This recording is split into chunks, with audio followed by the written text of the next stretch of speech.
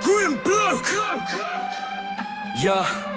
And then, ja, bruv. Yeah. Yeah, bruv. In it.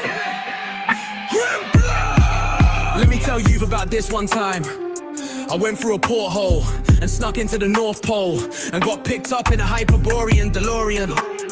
They said they knew I was a Webster Merriam historian, master the numerical Gregorian, the hysterical mystic, no more than a Pythagoreans. Conspiracy theory Ethereum in the etheric fear realm. I thought they were gonna take me to the crematorium in their Hyperborean DeLorean.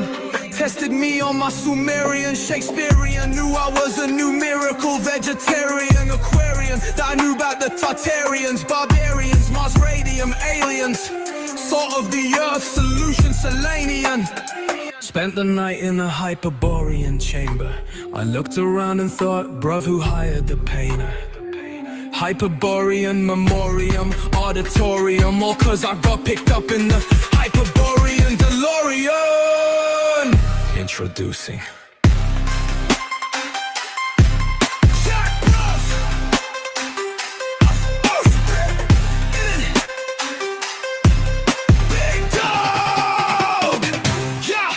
all love, Jack Bruff.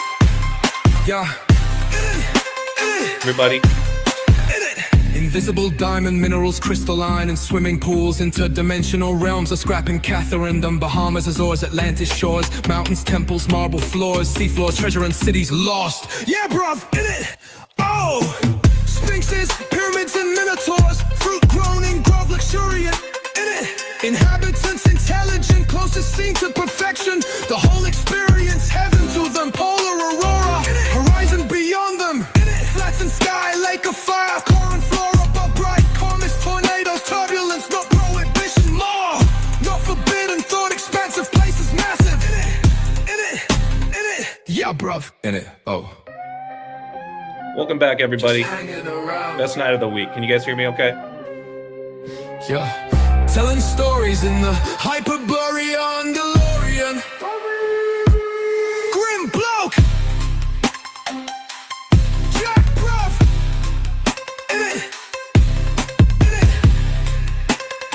Just hanging out around. Oh, Jack bruv. Bruv. 88892. If you didn't know, now you're forever exploring it. Interdimensional. Historian, oratorium. Just hanging around telling stories in the Hyperborean DeLorean.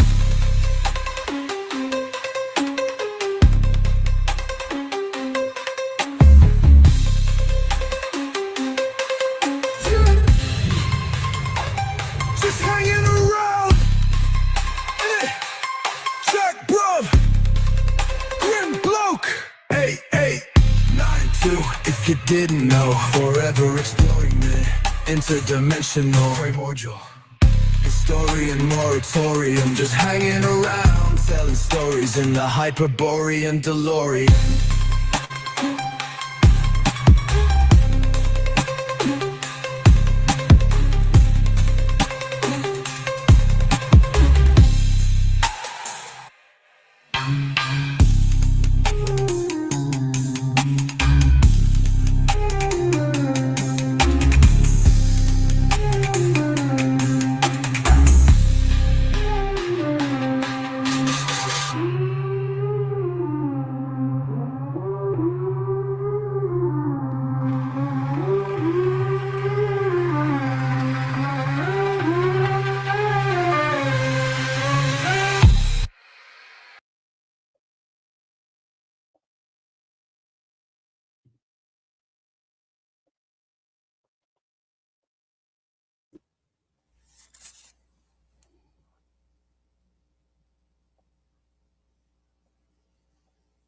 Welcome back, ballers, to another episode of Eye to Eye with AJ, Rambo, and Cody, episode 35 now at this point.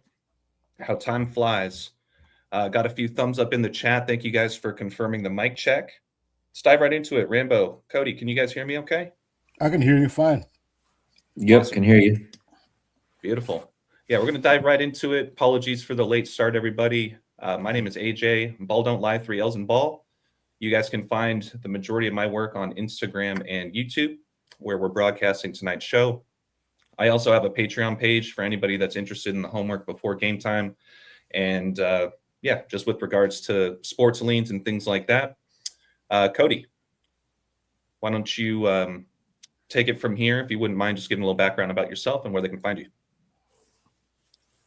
Yeah, thanks AJ for everything, setting us up, and thanks Rambo for being here with us and doing your thing, and thanks to everyone who's going to be here in the chat to watch. And you guys can find me at Decoding with Kodi on YouTube, and also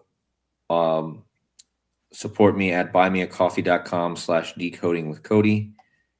And yeah, let's have a great stream tonight, guys. Let's do it. Rambo. Yes, thanks again, AJ, for putting this all together. Thank you, Kodi, for again being part of this and sharing your great knowledge. And yeah, I'm thankful to work with both of you, and I'll look forward to another good show. And my work can be found at patreon.com/thetruthcodes. Thank you, AJ, for promoting the channel. There's only one tier, $5. That's all. You can join for free. There's still some free content, and there are a bunch of videos in the library that you can see for free. Some past videos. There are quite a few that you can see, even if you join for free. That is an option. And I'm also on Instagram.com/thetruthcodes. Yeah, and you have another treat for us again tonight as well. We always appreciate you giving us little previews, if you will, especially for those that have not yet signed up on your Patreon. Once again, you guys, this is $5 a month, not a day, not a week. Best deal in town. So it's always a true blessing to have you in our corner as well, Rambo. Thank you so much. Yeah, you're welcome. Thank you. Yeah, and before we do that, Kodi, I'll be honest, I haven't had a chance to see your entire video, but I know that you, as well as a lot of the community at this point, have been talking about the college football championship that concluded yesterday. And there was somebody in my Patreon, whether they found it themselves or not, kind of besides the point, but they just pointed out before the game started that if Miami were to score 27 points, where Miami equals 27, and Florida is the 27th state, they would end their season having scored exactly 666 total points. That includes both the regular season and the playoff and the championship games. So I just thought that was quite fitting. Somebody had told me that before the other day as well, and I forgot to even look at it or look into it. And then today, when I realized that had happened, I was like, man, whoever that was, they made a great call. So shout out to whoever it was. Yeah, I believe the team over under total was 27.5. So I thought that was interesting, but there are betting lines out there where you could bet on the actual score where your payout's going to be a lot higher than that. So, but hey, new year, new fake year, so to speak, but same types of rituals, you guys. Just had to make sure that I shared this with the community tonight for those that were not aware of what transpired in last night's college football final. And the other one, Kodi, I know you said that you had seen this actually a little while ago. This showed up on my Instagram feed earlier today, and it is causing a bit of buzz. Rambo's done some work over the years where, not even those in the truth community per se, but a lot of conspiracy theories surrounding the colors chosen for these Super Bowl logos, hinting to, who the two teams are going to be in the big game. But what I thought was really interesting here was just pointing out the order in which these particular players for their respective teams are placed in this visual, right? So in other words, what we're looking at is we're seeing Seattle Seahawks, we're seeing the Broncos, we're seeing the Patriots and the Rams. Those are the four remaining teams before we get to the big game in San Francisco. But Cody, if you wouldn't mind just kind of reiterating what you also noticed when we talked about this offline, just with the numbers of what these players wear, that was mind blowing. Yeah, I actually didn't think I even mentioned this in my stream, but you guys can notice the 4 quarterbacks that were originally in making it to the last 2 games are the 9-10, which is Charlie Kirk's death date. And if you write that backwards, it's 10-9. Like Skull and Bones are Yale's anniversary, which of course connects to football. And then you have the 10-10, which we talked about, and Rambo did extensive work on the 10-10, with Erica Kirk being in the video and the 10-10 being there. And that's also the gematria for Revelation, which ties into a lot of stuff we've talked about. But also you have the birthday of Charlie Kirk in there as well, 10-14. And then you have what's the other one? The 9-14, which is Pope Leo's birthday. And so you got Pope Leo's birthday, you have Charlie Kirk's birthday and death date, and you have the 10-10. And then the new quarterback for the Broncos, who's not number 10 now, is 8. So that also gives you the Queen's death date, which does, I mean, people often forget to look at that, but the Queen's death date and King Charles, remember how perfectly the King Charles stuff was tied in with Charlie Kirk. So it is interesting that now we have a 9-8 going on. Well, actually, it could be a 9 versus 8 in the Super Bowl, possibly. So, and that's interesting too, because King James equals 89. So, and 9-8 is the day King Charles took over. So there is that. If it is going to be the Broncos and the Rams, that would be your 9-8 connection. But anyway, that's just stuff I saw with usually there is something with the QB numbers, and clearly right here it played out. So yeah, those are some brilliant observations for sure. And the new quarterback taking over for Nix, he wears number 8, and his birthday is 8/8, like 88. And let's not forget one of the bigger death stories last year, shortly after last year's Super Bowl, was Pope Francis, right, who died at age 88, and now we have the Super Bowl in San Francisco, right, now that we're in the time of the new Pope. Stidham has 8 career interceptions and 8 touchdowns too on his career. Oh wow, I didn't know that. So it's pretty clear that it's an 88 thing going on there. And that's, of course, is a Back to the Future connection. Right, exactly. And all the Back to the Future connections we've made to this. We have the Twin Pines on the logo. And the whole thing of Clara buying a one-way ticket to, Santa Clara, her birthday's on the day of the Super Bowl, the actress who played Clara. All the stuff we've gone over. Yeah, absolutely. That's one of the big riddles that we know of which now we know that she has the same birthday as Levi, Eliphas Levi. So that also makes it interesting. I think she's born 143 years after him, which reminds me of Kobe again. But I won't get into that now, but there is something there. But that the whole Back to the Future thing, that's the reason I can't discount the Broncos fully, even though I do see more for the Patriots. But the Broncos, they have that Back to the Future riddle for sure. Now, the Broncos now are big underdogs, especially the quarterback. And underdogs have been a theme. I'm not saying to bet on the Broncos. I'm just saying underdog has been a theme. And in fact, in 2025, there were 2 David and Goliath movies that came out. One was streaming. I think it was on Amazon. There was a David and Goliath movie streaming on Amazon early in the year. And then at the end of the year, 2025, the animated movie was released to movie theaters, about David and Goliath. So that underdog thing has been going all year, and they've really stressed that with 2 David and Goliath movies. And the big underdog theme of the year was the mayoral election in New York City, where Zohran Mamdani defeated New York State royalty. He defeated Andrew Cuomo, who had all the big corporate backing. That was the big underdog story of the year. Now, there have been a lot of pretty big upsets, mostly in the world of soccer, not really on Americans' radar, mostly in England. But there hasn't been that big American underdogs, and that just seems to be a theme. Like, who knows if there will be, maybe Zohan Mamdani's victory over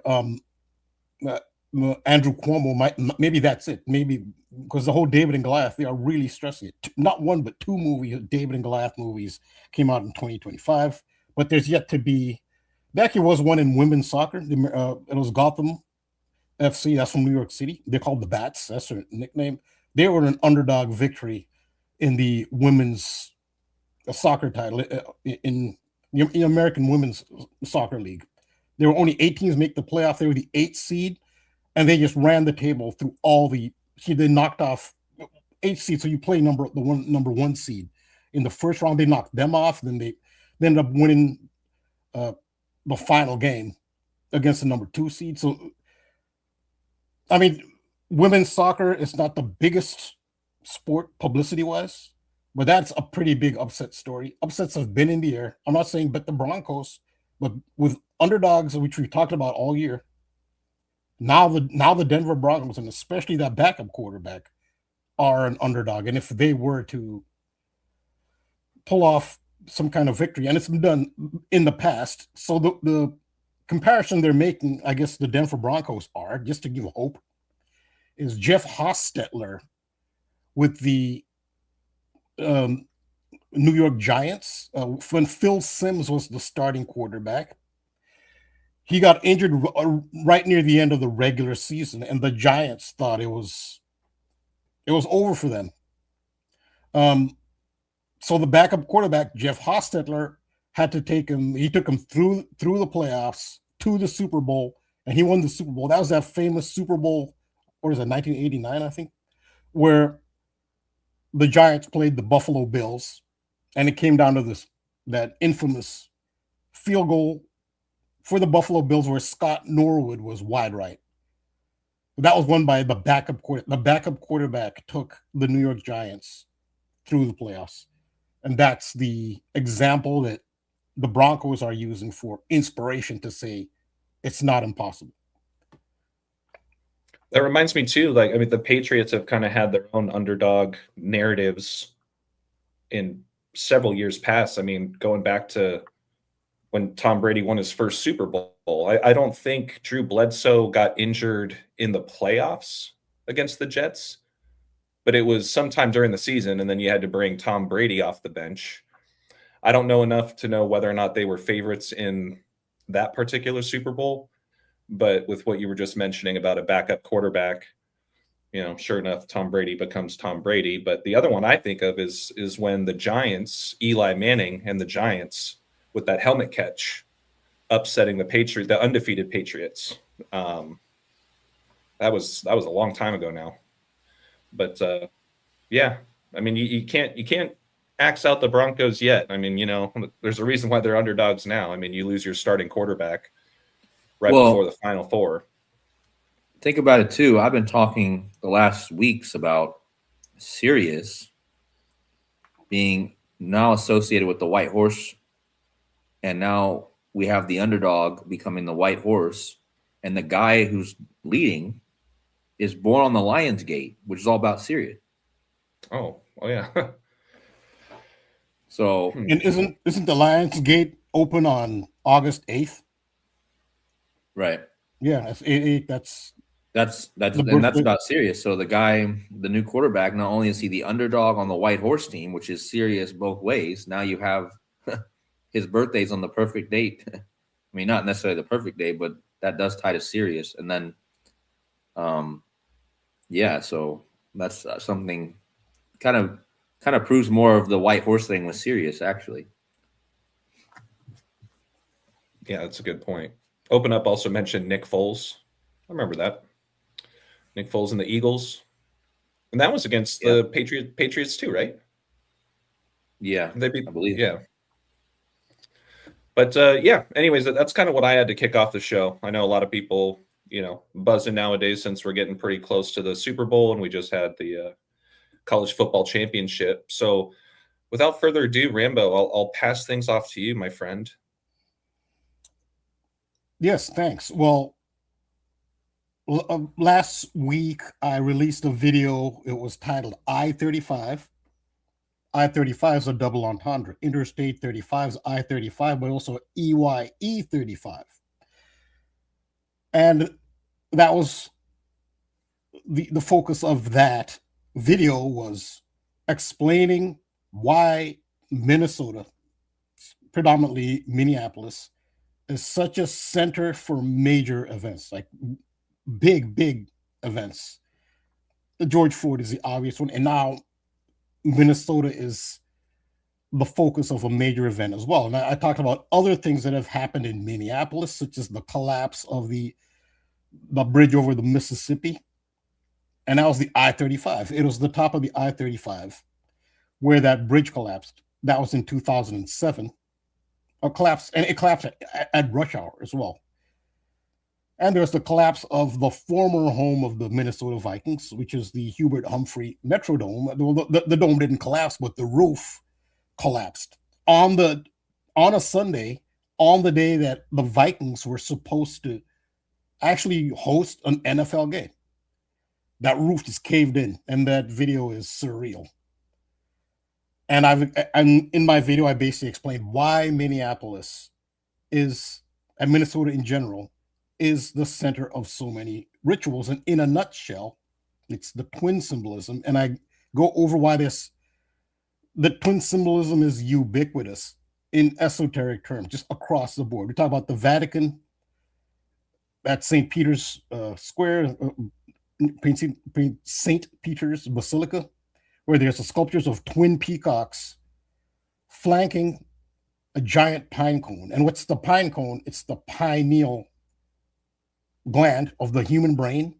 The twins are the twin hemispheres of the human brain. So the twin cities, St. Paul and Minneapolis, are metaphorical twin hemispheres of the brain. The I-35, as well as the Mississippi River, which go north to south, right across the width of the United States, are both metaphors for the human spine that leads up to the top, the brain, which is the twin cities, which are the twin pillars of the human brain. So that was why, in a nutshell, Minneapolis, Minnesota is so central. There's so many things that happen there. This is coded into it. And I explain how you have the chakra system, which is 7 chakras, which run along the human spine. You brought up the movie Skulls, which is it's about skull and bones. They don't call it Skull and Bones, about secret society, but it is about skull and bones because it takes place at Yale University. And one of the very important scenes in there is where the initiates into the secret society skulls they climb a ladder. The ladder is the spine. That's what is a metaphor for, to go and steal a snake figure weather vane at the top of a tower.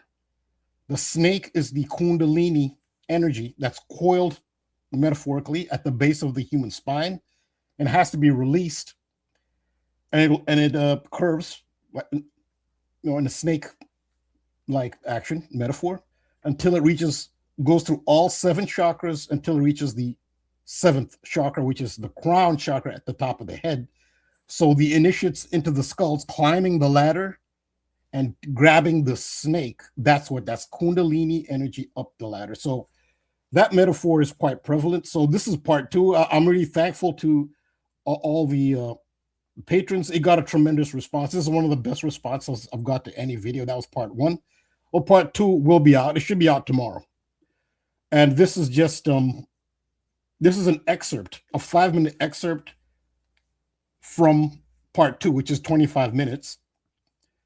Now, what this is about is the day after Rene Good was shot in Minneapolis, which was January 7th. On January 8th, there was this incident in Minneapolis. A woman called DoorDash to order food. The DoorDash delivery driver delivered the food. After she delivered it, she found that ICE had been following her, surrounded her car, and were going to accost her and take her in. So she's not going to go back to her car. She ran into the house of the customer who ordered the DoorDash food. This is in Minneapolis. The customer who ordered the DoorDash food called the Minneapolis Police Department and explained what's going on. Like, ICE is trying to accost this lady. She's a nice, hardworking lady. She even showed her Minnesota driving license. She says she's legal, yet they're just trying to kidnap her. And they said no. I mean, so they wanted the police there to, hopefully if the police are there, they'll clear it up. Well, the police never clear these things up. Of course not. But this is a ritual. And there's so many ritual elements to it. Like, I haven't even pointed all of them out. So what happened here actually confirms my decode and my theory. I talked about how Minneapolis is and St. Paul, the twin cities, are the twin hemispheres of the brain. That is why it's been so much is happening in Minneapolis.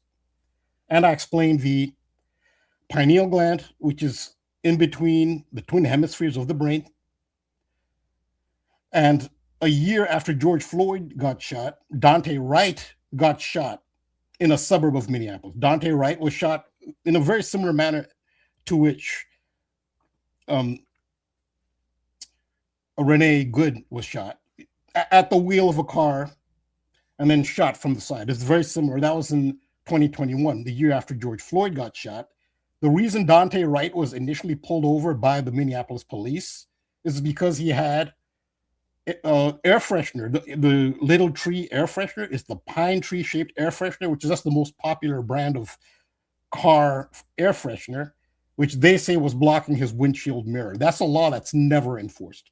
It was enforced for the ritual. It's the pine tree. It's the pine cone. It's the pineal gland, which is in between the twin hemisphere of the brain. That's the Twin Cities. That's what that ritual is about. The Vatican has the pine cone with the twin peacocks. It is the same ritual. And so that's what I was emphasizing when I said I-35, and I show how the I-35 is the spine leading up the Kundalini. At the bottom of the I-35 is the red chakra. The 7 chakras follow the colors of the rainbow. The lowest chakra, the root chakra, it's called the Muladhara chakra, is red in color. So they follow the rainbow colors.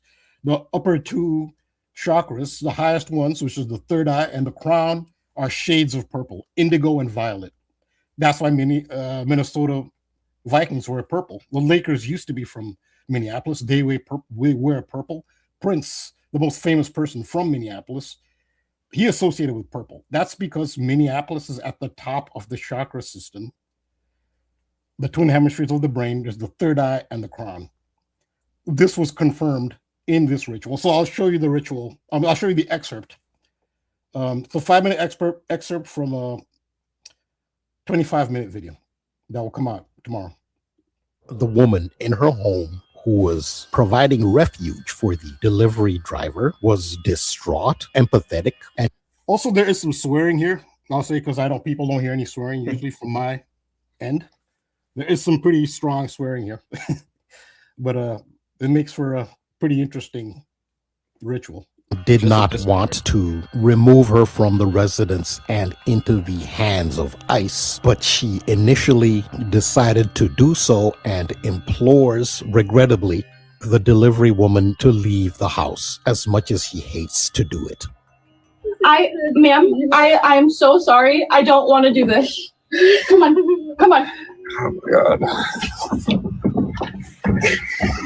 I don't know what to do. What do I do? I'm so scared. Yeah, so this is the DoorDash delivery woman who's seeking refuge in the house. The Minneapolis Police Department she called the Minneapolis Police Department. They've told the homeowner, you have to send her back out and hand her over to ICE. And they're saying you actually could face legal repercussions for harboring a fugitive. And what her point is, and her husband's there too, the homeowner, is yes, but they don't have a warrant. Like if she stays in my house, they need a warrant for her to come into my house. This is my property.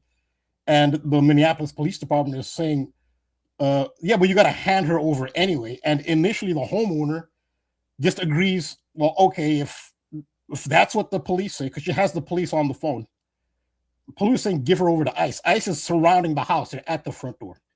And initially, so her demeanor changes. So this is her, look at the way her demeanor starts off and the way it ends up. This is the homeowner she's agreed with the Minneapolis Police Department initially, saying, okay, and she's telling the lady, I'm sorry, I'm going to just have to give you back. Even though she doesn't want to do it, she's initially just complying. James, come downstairs.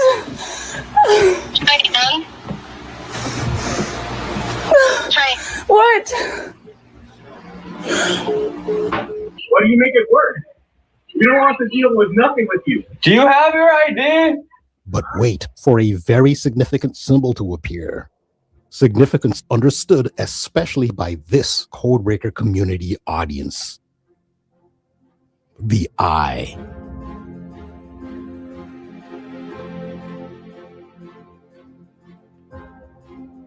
Now, look at how the homeowner's persona changes after the single eye is displayed.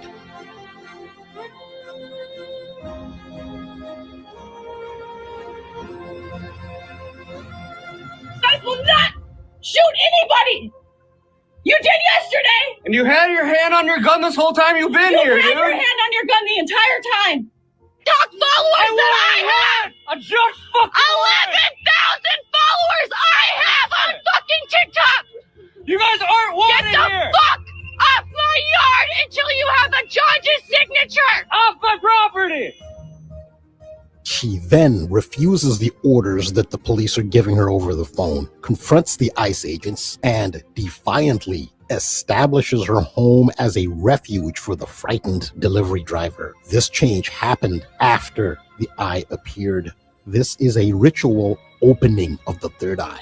After the single eye scene, you could say that she displayed a backbone, the metaphor that we've been talking about. That is at the heart of it all, the chakra system. When the third eye is opened, one sees past the 3D matrix's strongest enslaving frequency, fear. She has transcended 3D perception and thus has no fear. The guns, large males, military, authoritarian, intimidating presence dissolves and shrinks once she perceives beyond 3D. After the eye opened, this seemingly powerful, terrifying presence of ICE shrinks and retreats and quietly and peacefully goes away.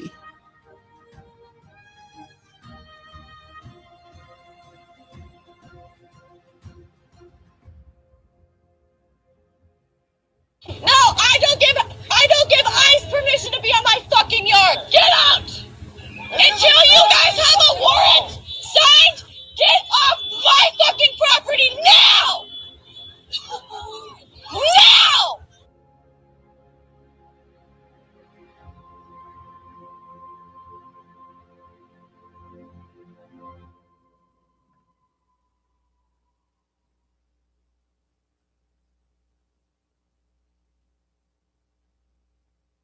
Get out! I immediately took note of the 3D on Renee Good's license plate. 3 dimensions. The realm of the Matrix, ruled by the ego, illusion, and fear. It really is no coincidence that the DoorDash delivery woman is wearing the same color as Renee Good's car. The Minneapolis homeowner is Alice of Alice in Wonderland, calling out the terrifying tyrant, the Red Queen in Alice in Wonderland, at which point that matrix collapsed. Verdict first, and trial later. The court of hearts is chaos.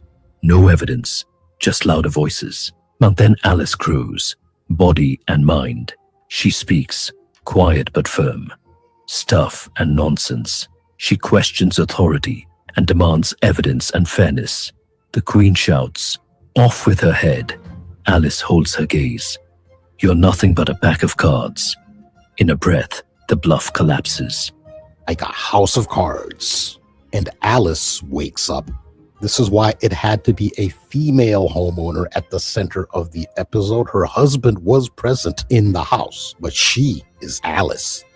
I believe that this incident was carefully crafted with a message for those who have the eyes to see. It was literally allegorical theater. I'm Native American. Get the fuck off my yard until she comes that way. You don't even have a fucking warrant. But I'm not gonna go to fucking jail because y'all pieces of shit ain't got nothing better to do because your wife still wanna suck your fucking dick. Fucking puta. Pendejo. And what were you saying, my dear? Well, she simply said that you're a fat, pompous, bad-tempered old tyrant. That's the excerpt. So yeah, that's the video. I'm Wow. talking. Yeah, it's pretty intense, right? I find it amazing, Rambo, that you caught that and that was the, like I just talked about that last month too, with the how that was coded in with the Jake Paul stuff, like super obviously, and the third eye, and then like I was just thinking about the ice, which is like transmutation as well, like ice to water, and then ice even has the I in it, the I and the E, so it's and then just to hit on the Alice in Wonderland thing too, I just did a video about that this week as well. So the thing with what's her name, Candace Owens, she released this video about Project Looking Glass, and I just showed how it was all connected with Alice in Wonderland. And yeah, so I mean, just a great show of the third eye symbolism that clearly is always being shown, but this one is like super obvious. Yeah. So yeah, Go ahead. I was just going to say, with the House of Cards part, kind of reminded me of a story probably 2 months ago now, maybe, about Kevin Spacey, right, who was the main actor in the show House of Cards. And he had to come out publicly and say that he wasn't homeless. There was like rumors going around that he was homeless. And it just makes me think of like house and home, and how, this DoorDash driver essentially makes her way into the home. So, there seems to be some additional overlap with that particular story. But yeah, so in the rest of the video, there are connections. So you'll see the subtitle here. So it's the video titled Johnny Be Good. The subtitle is Ice, Minneapolis, Back to the Future, Alice in Wonderland, and The Single Eye. And I already said that Minnesota represents the twin hemispheres of the brain. That's the Twin Cities, and the pineal, the single eye. And then that video came out. Of course, they're not going to point that out in the news, but I saw it, and as soon as I saw that, well, that's what I've been talking about in my video. There's the eye, and they even have, you can see it looks like a stained glass. It's indigo. It's the color of the Ajna chakra. It's the color of the third eye chakra, the pupil, because she puts up her ID right up against it. And then, yeah, I couldn't help but notice that this is exactly what it verifies what I'm talking about. So that's actually yeah, but so her demeanor changed after they showed the third eye. She's completely different before. She's about to give her up, and she's crying, and she seemed really weak. And I don't know what to do, and she's crying. Once that third eye appears, boom, she changes completely. It's like her third eye actually literally open, but it's an allegory. But there's a bunch of symbolism I have not pointed out. That I didn't point out everything, but from what I see, they're all part of a ritual. They're all members of secret society. I see the symbol. I see it. They show it to me. I get gang stalked. That's where I learned. They actually show it to me. When they gang stalk you, they actually show you stuff. The stuff I wouldn't recognize had I not been gang stalked, and I see it all over. I see it everywhere. This is familiar to me. So I said this is all a ritual, and everybody involved is, I think, is a secret society member, because they all have a wide variety of symbolism. There's so much I'm just pointing out those. But the reason I call it Johnny Be Good is because one of the mottos for the Renee Good activism is Be Good. It's a play on her name, Be Good. And when I saw Be Good, I initially thought Johnny Be Good, which I've been talking about in reference to all year. I've been talking about it, Back to the Future and the missing Gibson guitar that Marty McFly played at the Enchantment Under the Sea high school dance. And it's in 2025, 2026.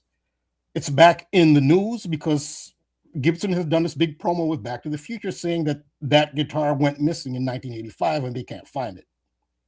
It still hasn't been found. So in 2026, they're still continuing. They haven't finished with that whole promotional saga of the red Gibson guitar missing. Well, Marty McFly played Johnny Be Good at that iconic scene, one of the most iconic scenes in the history of theater, American theater.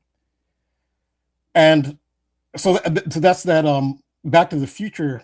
As soon as I saw Be Good, because that's now they have all these signs saying be good, be good, be good. And I immediately thought of Johnny Be Good, but I shout out to my patron Casey. I didn't even notice the Johnny part. She noticed the Johnny part. The cop who shot her is Jonathan Ross. He's Johnny. So I didn't realize the Johnny there. So Jonathan Ross is the Johnny. And now the motto for the killing of Renee Good is Be Good. That's Johnny Be Good. It's Jonathan Ross, Johnny, and Renee Good. That's what and so I go further into the Back to the Future connections, but that's why I titled it Johnny Be Good. And just the wordplay, she puts the ID next to the I. It's almost like a double emphasis there. See, now the thing about the ID, it says pretty deep as well. What the ID is, this is an allegory for those who understand. Everybody in there is a secret society member. I mean, they put this thing together. What is your ID? Your ID, and Alice in Wonderland deals with this as well. Your ID is your lower self. That's not your real self. It's your temporary self. There's a birthday, and then there's going to be a death day. You cannot avoid it.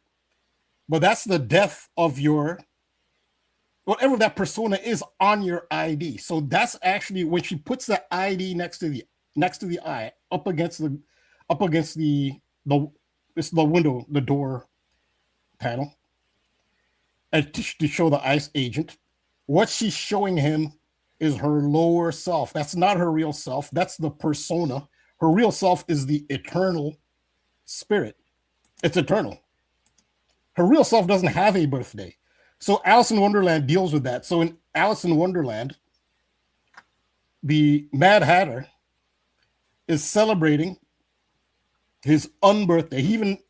He says he has the same straw man. Yeah, exactly. So the Mad Hatter is celebrating his unbirthday, and it turns out that his unbirthday is the same. The Mad Hatter is the same unbirthday of the Red Queen, who's the big tyrant. Donald Trump is the Red Queen. Now, what's an unbirthday? So his unbirthday is what you would consider his birthday. This is a deep lesson of Alice in Wonderland, is that is not your real birthday. That's the birth of your persona. That's the birth of the avatar, the flesh and blood avatar that what's really animating the avatar is the real you, which already existed and always will exist. The avatar is born. It will die, inevitably. You will not die. The real you is not. And what you have to do, the reason for being here in the underworld, is to rediscover who the real you is. It's not you. That's not the person on the ID. And that's the lesson that they were showing when she put her ID. This is in Alice in Wonderland as well. So an unbirthday, what it's telling you is not to celebrate your birthday, because that's the birth of your avatar. That's the birth of your, Carl Jung calls it your persona. You're given a name, a nationality, a race, a sex, and then there's all these things that end up being attached, that you attach to. I mean, people are attached. For some people, it's their religion. For some people, it's their nationality. For a lot of people, it's their gender, their sex. And none of those are the real you. That's the illusion that you have to see past to. It's a separation. So for your soul to evolve to the higher consciousness, so your memory has to be erased when you show up here into your avatar for the challenge of rediscovering who the real you is. I always talk about how KODI brought up the WWE examples where they talk about this very thing, which is pretty amazing. I had no idea WWE taught this sort of thing. Where I think KODI showed me, he showed us one wrestling group, and one of their slogans was "Remember who you are." It's that same thing as in Alice in Wonderland. When she first sees the caterpillar, he's smoking a hookah pipe, sitting on a mushroom. The first thing he asks Alice is, "Who are you?" This is the same, even the WWE has it, but this is where they hide these lessons. If all you see is wrestlers with these outrageous personalities, then you're missing it. It's for those who have the eyes to see. Who are you? That's the key. In the Matrix, when Neo meets the Oracle, above her kitchen it says Temet Nosce. That is Latin for know thyself. Know thyself is the central axiom, spiritual axiom of every spiritual tradition throughout history. In ancient Egypt, above the entrance to every temple in ancient Egypt, it said know thyself. But of course, in the language of ancient Kemet, it said know thyself, because know thyself is the central spiritual tenet. And it didn't apply just to ancient Egypt. So the Greek spiritual practice, they picked up on it. They got it from ancient Egypt, know thyself. So ancient Egypt has the Oracle of Delphi. The Oracle of Delphi basically picks up on that notion. It says, know thyself and you will know the universe and the gods. So who is this self you're talking about? That's the real essence that's animating this avatar, and you're getting attached to this avatar, and you have to learn to separate the self from the avatar. Essentially die to yourself. That's what's called it. That's what an ego death is. That is the central lesson to this incident in Minneapolis. That ID card is her ego. And that's why Renee Good has 3D on her license plate. That's 3-dimensional. The color of Renee Good's car is maroon, the exact same color that this DoorDash lady is wearing. It's not a coincidence. They both wear, she's wearing the color of Renee Good's car. I didn't miss that one. And there's actually more of that. In my video, there's more on the maroon. That is the central message there. And so one of the things that happens when at least your third eye opens and you get more of a sense of who you really are and detach from your ego, you also will become fearless. You will also, you won't be, you just won't have fear anymore. And you won't fear death, that's for sure. And then that's how she transformed. She had an ego death almost. Her third eye opened. She put up the ID shows her that's her former self was not her real self. She then showed her real self. She's more in touch with that, and she showed no fear, and she transformed. But I think that was all an allegory. The whole thing was an allegory. Everything fit the color, and there's more stuff which I'm not even pointing out. They're all pretty much our secret society members. They've shown it to me. Some of the stuff I wouldn't have known if they hadn't gang stalked me. So then I learned, oh wow, I didn't know that's the thing. Then I look at the news or videos, movies, and I see the same thing, which I never would have noticed. That was an allegory. The whole thing was an allegory for those who have eyes to see. And that central telltale sign was that. And that's that is the central theme of The Matrix. It's the central theme of Alice in Wonderland. The Matrix has several allusions to Alice in Wonderland. And so it was it's a deep allegory for those who have eyes to see. And so my video does focus on that. And then there's the Back to the Future connection with Johnny Be Good, because Be Good is the slogan for Renee Good's death, and Johnny is the name of the guy who shot it. So that's another thing that goes with it. But that will be the video. It'll be 25 minutes long. And it ties into football. The Vikings, they were purple again, went over why purple is significant. It's the upper chakras. It's the third eye chakra. It's a shade of purple, indigo, and then violet. That's why Minnesota wears purple. That's why Prince wore purple. And so yeah, there's another incident. I wouldn't call it an incident. There are a couple of records that were broken. I'll get into that in the video. in Minnesota by the Vikings, the Purple Vikings. Very significant records that still stand now. Number one, the consecutive starts by an NFL quarterback. That's by Brett Favre. But he broke that. He set that record when he was with the Vikings. The major part of his career was with the Green Bay Packers, but he set that record, which still stands, with the Vikings. Very significant.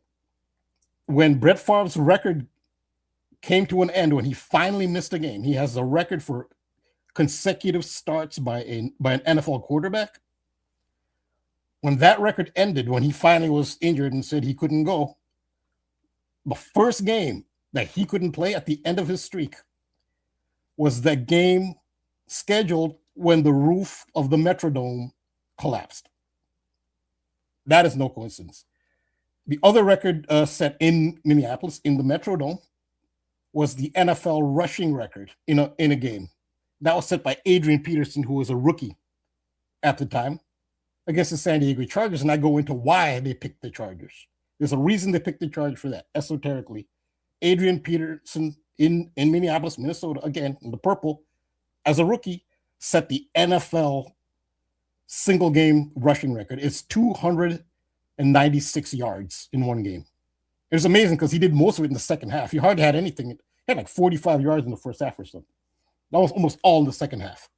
But 297 is 296, very significant. It's the gematria value in the Elizabethan cipher of "you're nothing but a pack of cards." That's what collapses the matrix. That's what when she sees past the matrix.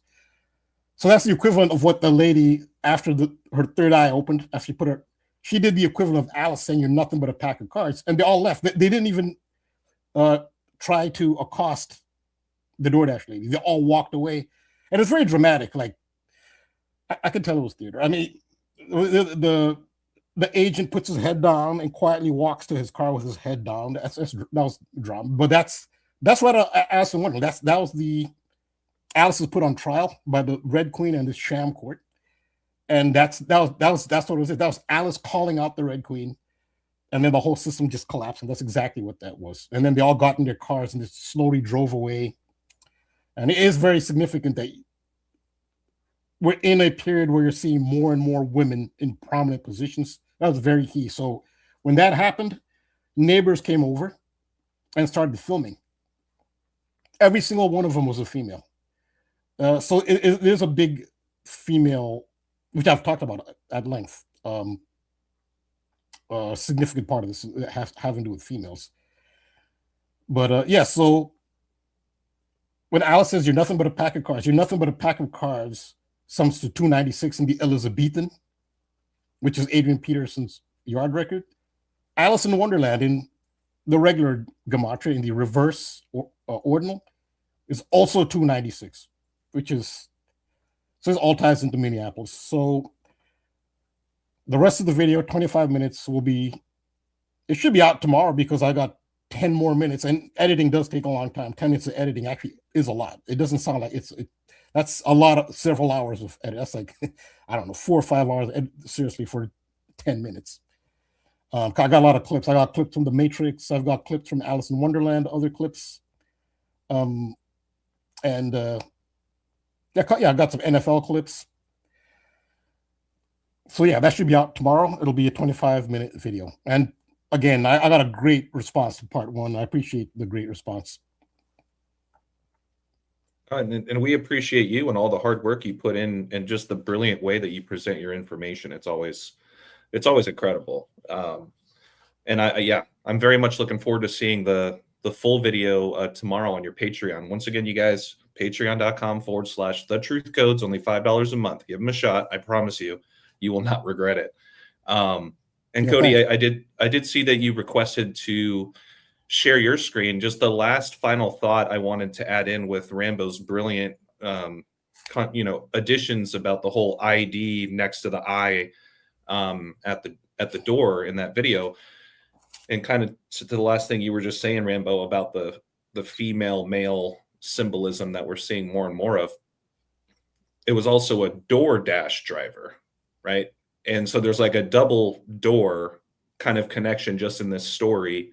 and the female is the portal, right? They're essentially the door into this physical plane, right? Like the Silver Gate and the Golden Gate. I was just going to say that door connection is kind of falls right back in line with what you were just explaining. No, I mean, yeah, that's a brilliant connection. Absolutely. So the Silver Gate is the portal, metaphorical, from the spirit realm into the 3D matrix physical realm. The Golden Gate is the metaphorical portal from the physical 3D realm into the spiritual realm. The Golden Gate is also called the gateway of immortality. It's called the gateway of God. The Silver Gate is the gateway of man. That's an excellent addition on your part. Absolutely. I didn't think of that, but you're absolutely correct. That's the females do symbolize the Silver Gate. And in tarot, that is symbolized by the High Priestess. The High Priestess sits between the two pillars, and they have a J and a B on them. That's Jachin and Boaz, the twin pillars of Solomon's temple. So in the High Priestess card, the High Priestess is very watery, and Minnesota's all about water. And shout out to I think Kiwi called in once, but he thanks to Kiwi for subscribing, and he pointed out that Minnesota actually means land of water. Another patron noticed it as well, but Kiwi is the first that I saw who explained to me what Minnesota means. It actually does mean land of water. It's all about water. Lake Superior. Above is a metaphor for the primordial waters, which is a metaphor for the realm from which, I guess, the material world is manifested. These primordial waters. That's ancient Egypt had that. Also, the Norse tradition of Scandinavia, they had the so in general, that's a metaphor. So the water is the theme. Think of where George Floyd. He had his, the history of George Floyd there. There's that Cup Foods. Cup is a water reference, a cup. Think of, I talked about the wall, the famous picture of George Floyd with the brick wall in the background. That's the famous picture everybody sees, the brick wall pattern. Where else have you seen in pop culture the brick wall? Well, in Pink Floyd's album, The Wall, one of the biggest classic albums of all time in music. Pink Floyd, and the album cover is just a brick wall, Floyd and the wall at Cup Foods. But who's co-founder and like the face of Pink Floyd? Roger Waters. So water is the theme, and so water is, so think of the amniotic fluid of the womb. You're born in water. The brain, which I've talked about, how the twin pillars are a metaphor for the brain. The human brain is 75% water. So, and the entire 3D, because see how the stress is on 3D. That's what her whole ID is about. 3D. That's not her real self. 3 dimensions. The particle on which the entire 3-dimensional realm depends, the physical realm, is hydrogen. Hydrogen, and you get water. Without hydrogen, there is no material universe. It's called the mother particle. And the High Priestess is a very watery card. She's behind either a body of water. It could be a lake or a river or an ocean. She's in between the twin pillars. The twin pillars are a portal. And again, you're very astute in pointing out that, yes, that is the portal into the 3D physical plane. And yeah, absolutely. So that was a great point. And then to mention, I never thought of this, how DoorDash ties into that. I'd never thought of that, but that's a brilliant contribution. Absolutely. DoorDash. I didn't even think about that. That is the door. Yes. Yeah, I appreciate that, Rambo.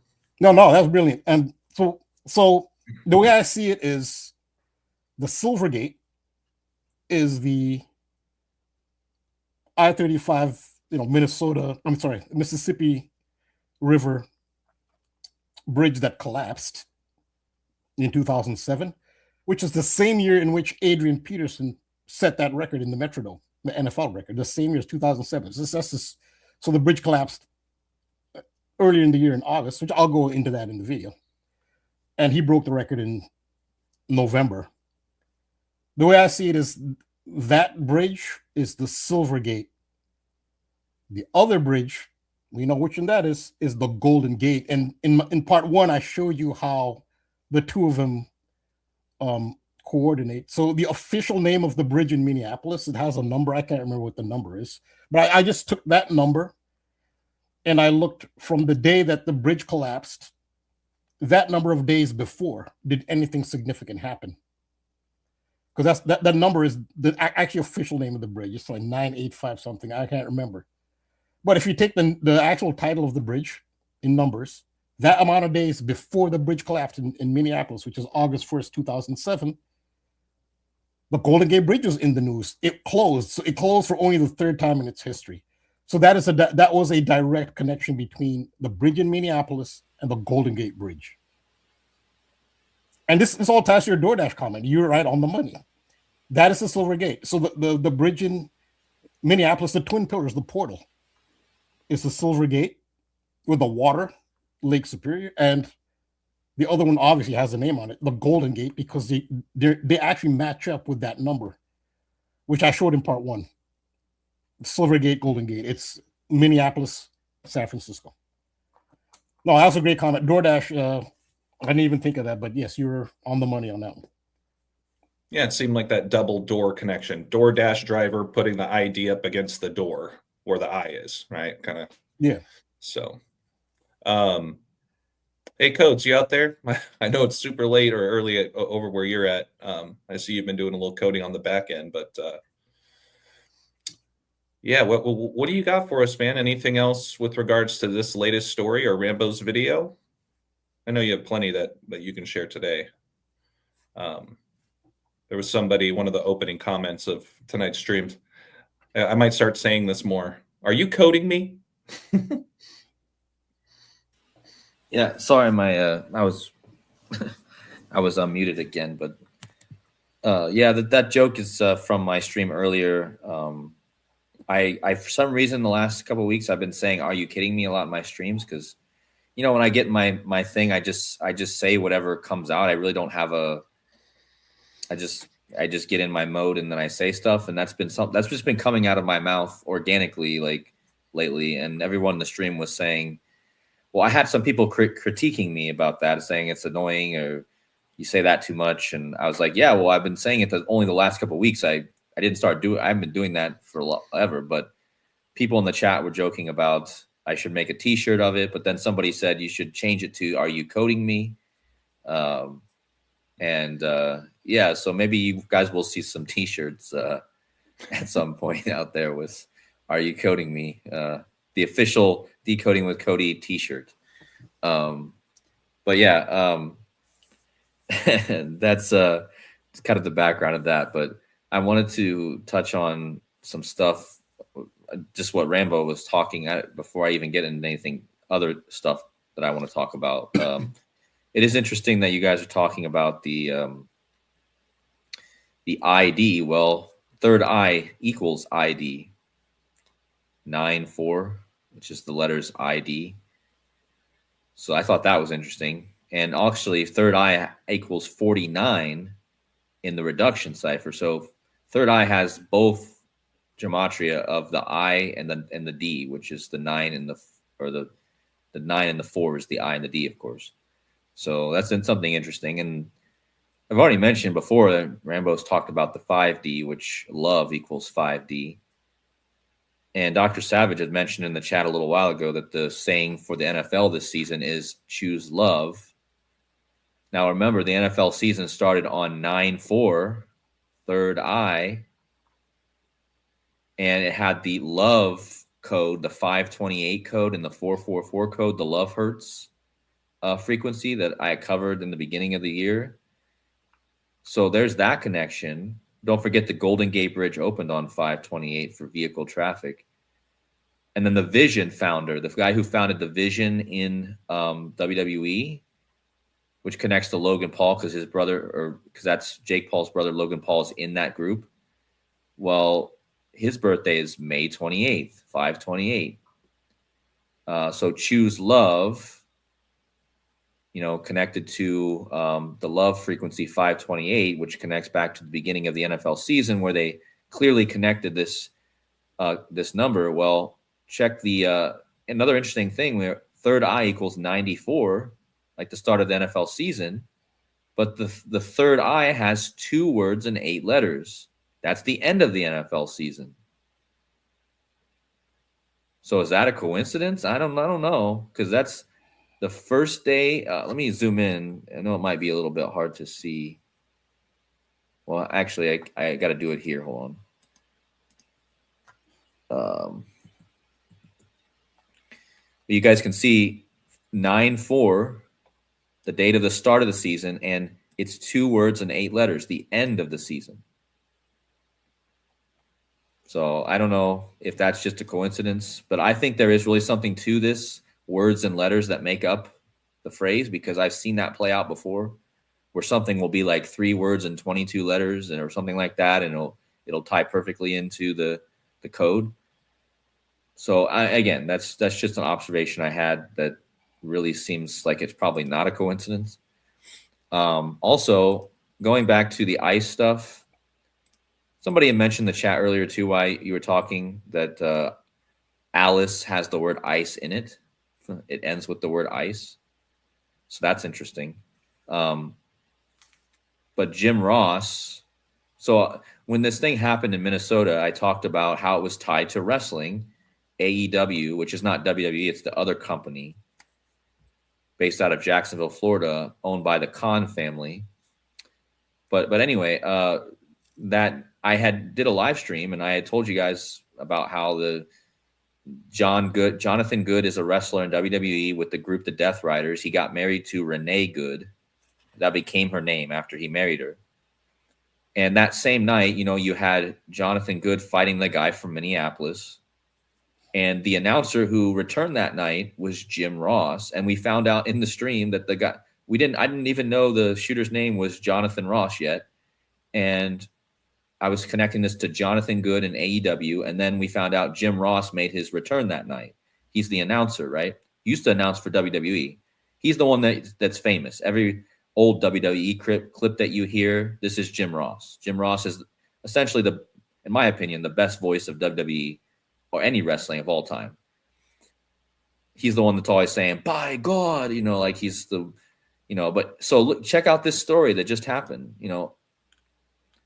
Jim Ross suffers horrific fall and lies on the floor for 5 hours. So this just happened, and he's had to cancel his appearance on the show. Says right here, Jim Ross suffers an untimely fall. So I don't know. This again seems like market stuff to me. The markets, more markets, but there's more than that. Deeper symbolism, of course, would be the Alice in Wonderland falling into the rabbit hole. The fall, just that fall, just all kinds of symbolism you could put from this. But I just found that was interesting. This news just broke. And again, somebody in the chat had mentioned this. So thank you to whoever that was who brought this up. Untimely is just an interesting choice of words too, because we've talked a bit about time, and Cody, you yourself, Super Bowl 60 is a big number related to time. Exactly. Yeah. So that choice of phrase definitely is interesting. Untimely fall. Again, he was super connected with this Minnesota incident. Again, he perfectly was coded into this. He's known as Good Old J. I forgot to say that his nickname is Good Old JR, right? So, and he was announcing Jonathan Good, right, the wrestler that night of the Minnesota shooting against the Minnesota native, or the guy who went to Minnesota University. So, yeah, there's that. His middle name is William. This is coming up a lot. The name William seems to be going, and I've always talked about that because Will I Am, and even this week we had the release of that album by what was it called? ASAP Rocky, that's what it was. So that album Like this was my video. I covered this. Funny, I'm talking about Alice in Wonderland.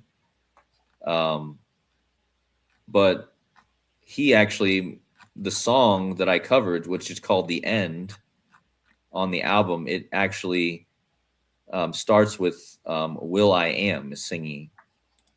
And notice how he spells his name, Will I Am. This is like giving you the clue of what this name William actually stands for. He spells it that way because it's the will, right? It's your will, and it's the I am. It's the I am that I am. It's that is the essence of everything, is the I am, or it's consciousness. So consciousness is the affirmation of the knowledge of yourself. I am. So when you see the name William, you get this connection. Of course, the will is your will. This is why the Stranger Things episode series focuses around a character named Will, right? Will I Am. And in the end of the season that just ended, he becomes aware of his abilities connected to the upside down, right? Which is this matrix we're living in. So this is like continue. And Miami, this is why Miami is so important. I've talked about this before as well. Miami is the I am city, right? But why is it that Indiana beat them? Because Indiana is the I. It's the I am. Okay. This is actually the symbolism behind everything. I think it's all about the I am, or the I. Know yourself. It's knowing yourself is all about affirming that you are. If you know that you are, that's the basic for any consciousness. You don't even have to know any fact. You don't even have to know anything. You just have to be aware. And to affirm that you are aware, the first thing that God would say of himself is I am, because he knows that he is. So this is the affirmation of the will I am. And then you know that's why you have all of these I ams. Miami, which I believe is why that happened last night. It's the I am. And that's why you beat the I am. Right? So it's the same thing. It's not saying the I am is less. It's just saying this is why you had these two teams. And it's interesting too, just hit my brain with what Rambo's talked about with Bad Bunny. And Bad Bunny's biggest song is Mia. Right? Right. See, and there's another I am coming up. Yeah, exactly. Yeah, it's such a big symbolism that, I could probably just form a whole channel around, really. I could just talk about this. I mean, on a separate channel. I thought about that actually, instead of just covering all kinds of topics, just having a different channels for this specific topic. But yeah, the Alice in Wonder, going off the I am for a second. We had the Candace Owens. So Candace Owens posted that, just to touch on the Alice in Wonderland stuff. She posted that Back to the Future video on Lewis Carroll's birth or death date, which was exactly 128 years later. Of course, she posted Back to the Future. She shows Neo, right? So you have the clear connection to Alice in Wonderland through the Matrix. But she also had Back to the Future in there, which we already know about that. But it was 128 years later, which is 88 minutes on the clock. So there's your time reference to the 88 miles per hour. But then 2 days after that, the A.S. Rocky released the Don't Be Dumb. And Tim Burton. So the big clue here is Tim Burton did the cover for A$AP Rocky. And the last guy to do the Alice in Wonderland movies is Tim Burton. So this was the clear connection. You guys can see that, even I noticed this after I did the video, but check out the design of the album cover and the design of the front of Alice in Wonderland Through the Looking Glass. You have the space in the middle, the glass. In this case, the circle with the cross out is the glass in the middle. But check out how the bottom, you even have these people from going upside down on the top, and you have the people on the bottom and even the bottom one kind of looks like a lizard person on the A$AP Rocky. You kind of goes in line with the Mad Hatter kind of looking strange, right? So there's even a parallel with these two images, which I didn't even really catch on to I don't know if you guys see it, but you can see the upside down people up here, right? And then so that's kind of what I saw there. But yeah, then I talked about, I'm not going to go through this whole decode, but I talked about Alice equaling 105. And I talked about the rule of Colel because it seemed like this was a perfect decode to really emphasize this rule, because this was all about the 106 and the 105, which again, Alice is 105. She's talking to the Mad Hatter wearing the 106. We just had NFL season 105, 106. And then you find out that Masonry equals 105. If you go to the Chaldean cipher, the Premier Grand Lodge of England equals 105, like Alice's Adventures in Wonderland. Of course, the checkerboard, that's Masonry. Charlie Kirk, but this is the big one. Charlie Kirk 105, Project Looking Glass 105. She posted this 105 days before her birthday. The latest movie, Alice in Wonderland Through the Looking Glass, came out on 10/5. This video was posted on the 14th day of the year. 105 is the 14th triangular number. So that's super obvious. I mean, and then prophecy, when you see in the future looking, it's like prophecy 106, like looking. This was also 106 days before her birthday. So 105, 106.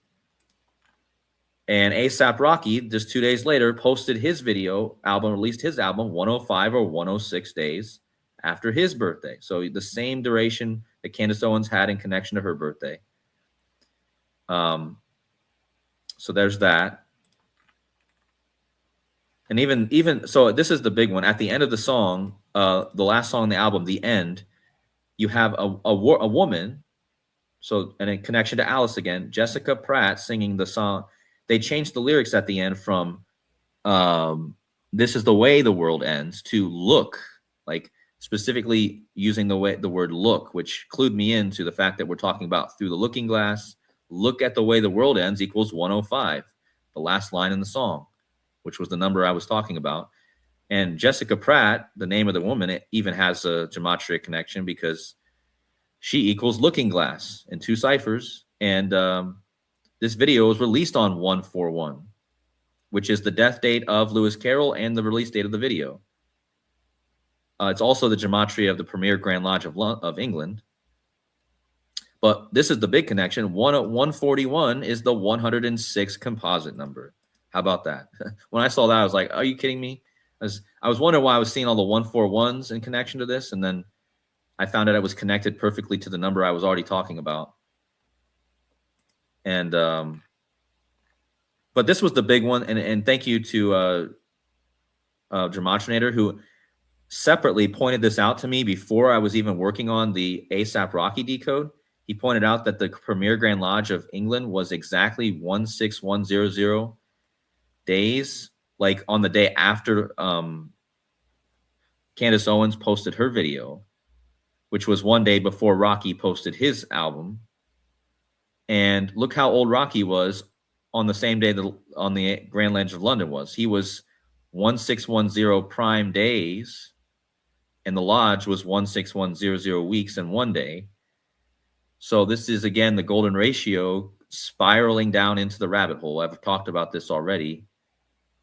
So that's that connection with the 161. And even their birthdays, 209 days apart, like Through the Looking Glass and What Alice Found There equals 209. The name of his album, A$AP Rocky, Don't Be Dumb, 209. He was born 209 days before an eclipse. Or sorry, he released his album 209 days before the eclipse. And I pointed out how the big day to watch is 124 because he'll turn 1611 prime days. So this is something to watch for, which is 1 day before the final NFL or the 2 championship games in the NFL. This is actually Sean McVay's birthday, the coach for the Rams. And Rams equals 619. Or is it Los Angeles? I think it's Los Angeles.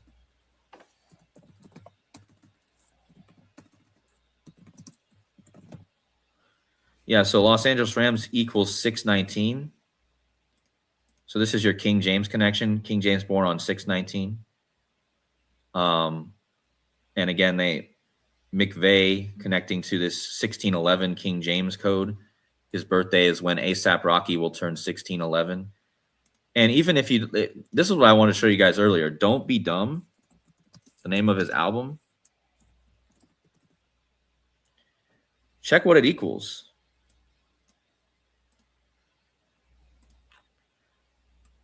So I just talked about this earlier, and I had no idea, but the album actually equals Eliphas Levi.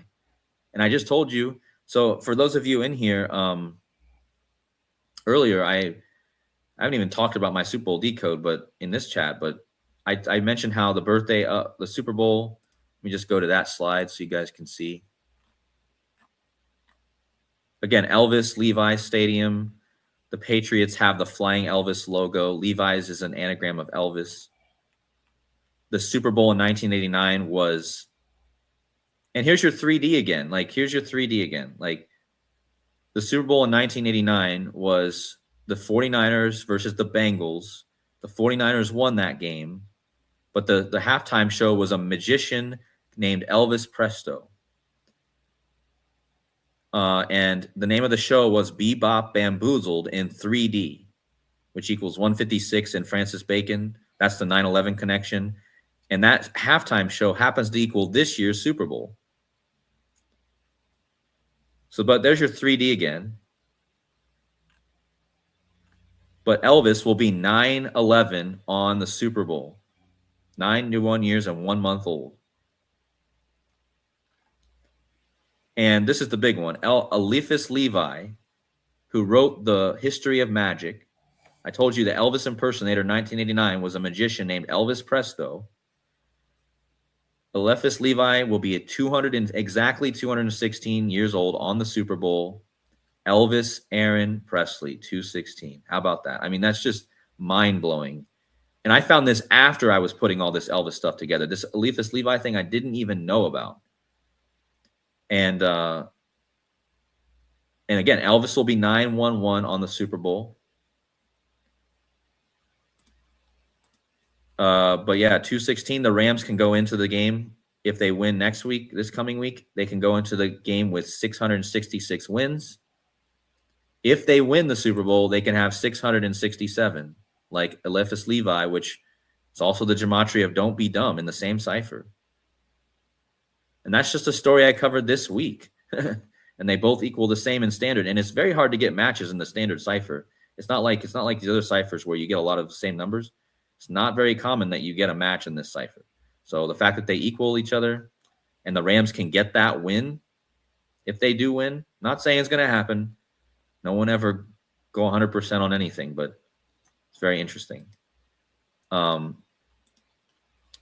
then, again, McVeigh sounds like LaVey, sounds a little bit like Levi, LaVey, Levi. It's very similar. Matthew Stafford even equals Eliphas Levi if you like run the ciphers backwards. Matthew Stafford even has the 22682 in both of his gematrias, his name that he goes by and his full name, which is kind of like the date of the Super Bowl. In England, it would be 82226. Shout out to Simple Truth TV for that. But yeah, this album called Elvis is Everywhere. And again, everyone should watch this Elvis is Everywhere thing. They're pretty blatant about it. They even say in the video that when people are praying to their gods, they're really playing to Elvis. Like, it goes that far. But the guy who did the song was called Mojo Nixon. And he did the album that the song is on is called Bo Day Shuss. You literally have Bo Nix in there. I mean, what are the odds?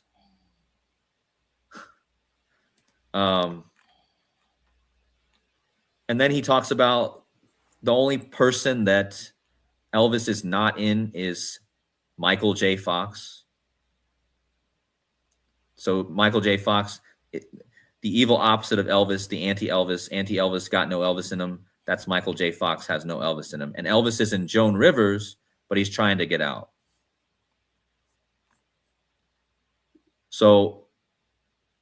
But this is kind of what I think brings it all together, in my opinion. This right here is really big. So Mojo Nixon, who did this song, he died on Matthew Stafford's 36th birthday. 6 times 6 times 6. Well, 36, the 636 triangular number. He died in Puerto Rico, of all places. And who is performing at the Super Bowl? The guy from Puerto Rico. So he dies on Matthew Stafford's birthday in Puerto Rico. And it was just 2 years and 2 days before the Super Bowl, which is Elvis Gematria. Also, that's 733 days, which is the 130th prime, Puerto Rico 130, Super Bowl LX 130. This connects to Washington State because, as I've shown and as Jurassic has shown, the face of Elvis does parallel the piece of land that goes off of Washington very closely. I mean, I'm not saying it's exactly the same, but this is a thing that's gone around. But look how old Washington State is going to be on the Super Bowl. It's going to be exactly 9/11 prime weeks old, exactly.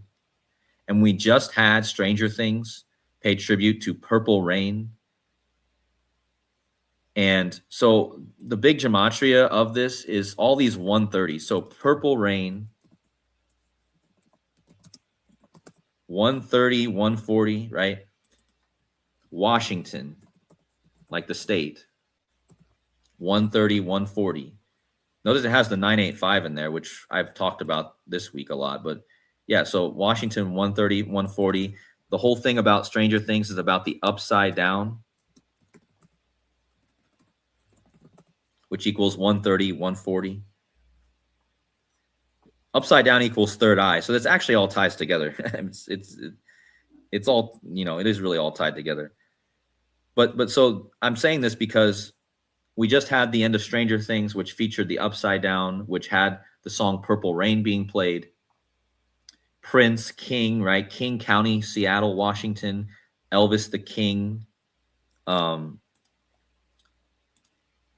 Notice that the first case of COVID was in Washington State. Elvis the King equals Washington State, Super Bowl 60. But the first person to die supposedly from the case was named Patricia Dowd, which equals 60. And she died in Santa Clara County, where the Super Bowl is going to be. Patricia Dowd is like Patrick, which is the trick. I've talked about this a lot. The name Patrick, that's the reason you see that name so much with Thomas Patrick, Edward Brady, Patrick Mahomes. Patricia is a form of Patrick, so this is the trick. WWE just recently introduced a new character, Trick Williams. He's big right now, but his name is Matt Trick, actually, but it's you got the Patrick there. But the original logo for the Patriots was Pat the Patriot, which was then changed to the Flying Elvis. Again, Tom Brady was born 13 days before Elvis died. Same year, just 13 days before. The death card is 13. And then this is the one that really blew my mind. I talked about, how long did I talk about Phillip Rivers last month? And it kind of came all together right here. So the song Elvis is Everywhere says Michael J. Fox has no Elvis in him, but Joan Rivers has Elvis in her, but she's trying to get out. Well, Joan Rivers, her birthday is the start of the NFL season, 9/4. And Phillip Rivers' mother's name is Joan Rivers. And he coached, before he came out of retirement, he coached at St. Michael. So Michael J. Fox, Joan Rivers. The Super Bowl matchup could be Mike versus Mike. It could be Sean versus Sean, or it could be Mike versus Sean, because both of the championship games are Mike versus Sean. But so this is your Michael stuff, which connects back to the Archangel, which I've already touched on last month. Michael the Archangel. But remember, when Phillip Rivers came back, he went to Washington right away. That's the first game he played. The final score was 1618. Like, Phillip Rivers is all connected to the golden ratio with his gematria, his initials. but he faced the Seattle Seahawks in his first game. And what was going on at that time? The rivers were flooding in Washington. That were going out of their banks. And you notice that the song Elvis Is Everywhere says Joan Rivers is trying to get out, like the rivers are trying to get out of their banks, right? They're trying to overflow their banks. And that can be confirmed because, what was I going to say? What was this? I lost my train of thought now.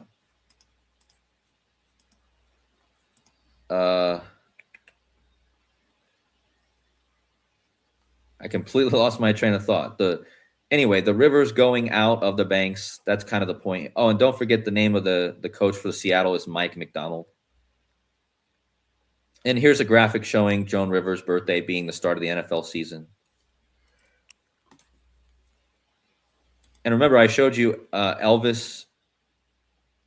Elvis equals 216, which is 6 times 6 times 6. The Super Bowl will be, so Elvis Grbac, the famous San Francisco 49er, Kansas City Chief quarterback, he will be 666 months old 6 days after the Super Bowl 60. And his name equals 666. So again, I already tied Elvis into all this. And then now you have the quarterback, Elvis Grbac. And Elvis Grbac equals Mike Vrabel in all 4 ciphers. And again, Mike Vrabel coaches the team with the flying Elvis on their helmet. But yeah, what are the odds that their names are exactly a match in all 4 ciphers? And they even have a similar spelling. You notice the VR. This is like, I don't know if this comes from what origin these names are. I didn't look into that, but obviously probably have the same origin of name because Vrabel and Grbac probably come from the same region. But they have the exact, and Mike Vrabel's birthday is the birthday of the Broncos, and Gerbac's birthday is 1 day before. But yeah, and then this thing, the Rams were founded 6 years exactly after the Church of Satan, which was founded in 1966. The Rams were founded in the year 36, which is again ties to the 666. And then, just this one last thing. The Patriots, the only iteration of the Super Bowl that we could possibly get would be the Broncos versus the Rams. That'd be the only new matchup for a Super Bowl because so far we've already had a Patriots versus Rams twice, which is why it could be a trilogy if it happens again. And again, just to show, but trilogy.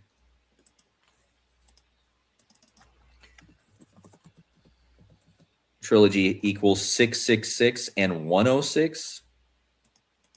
We're in the 106th NFL season. The Rams could go into the Super Bowl in a trilogy with 666 wins. That's super interesting. And trilogy equals Bad Bunny, 83 like football. Tom Brady born on 8/3. Drake May born on 8/30. Yeah, speaking of which, Cody, I was just going to say the one thing that I was just reminded of when you were pointing out the birthday of the backup quarterback for the Broncos. Yeah. I'm blanking on his name, but he's got that August 8th birthday, right? 8/8. That's right. That's the same day last year that Tom Brady's statue was unveiled. Oh, I didn't know that. Yeah. Huh. So yeah, I mean, I think, like, again, we can never be 100%. We never know what exactly they're going to do. All year I was decoding the Colts, and it ends up that the Indiana Hoosiers win. So I think there was something to that, really. And I told you guys all year it was about Indiana and Miami, and it ended up being Indiana versus Miami in the college football. And again, the Super Bowl where Elvis Presto performed that magic trick was in Miami, and the 49ers won that Super Bowl against Ohio. And all these coaches are from Ohio. Mike Vrabel's from Ohio, Cleveland. Elvis Grbac, I just mentioned, he's from Cleveland. The Rams were originally founded in Cleveland. And even McVay is from Dayton, Ohio, which is closer to my neck of the woods. So Ohio is always big. We know that. We've talked about Ohio so much. But the only iteration we've already had the Rams versus the Seahawks. Interestingly, also something that was brought up on that's actually really, really interesting that was brought up on Simple Truth's stream. The last time the Broncos beat the Rams, so if it was to be a Broncos-Rams Super Bowl, the last time the Broncos beat the Rams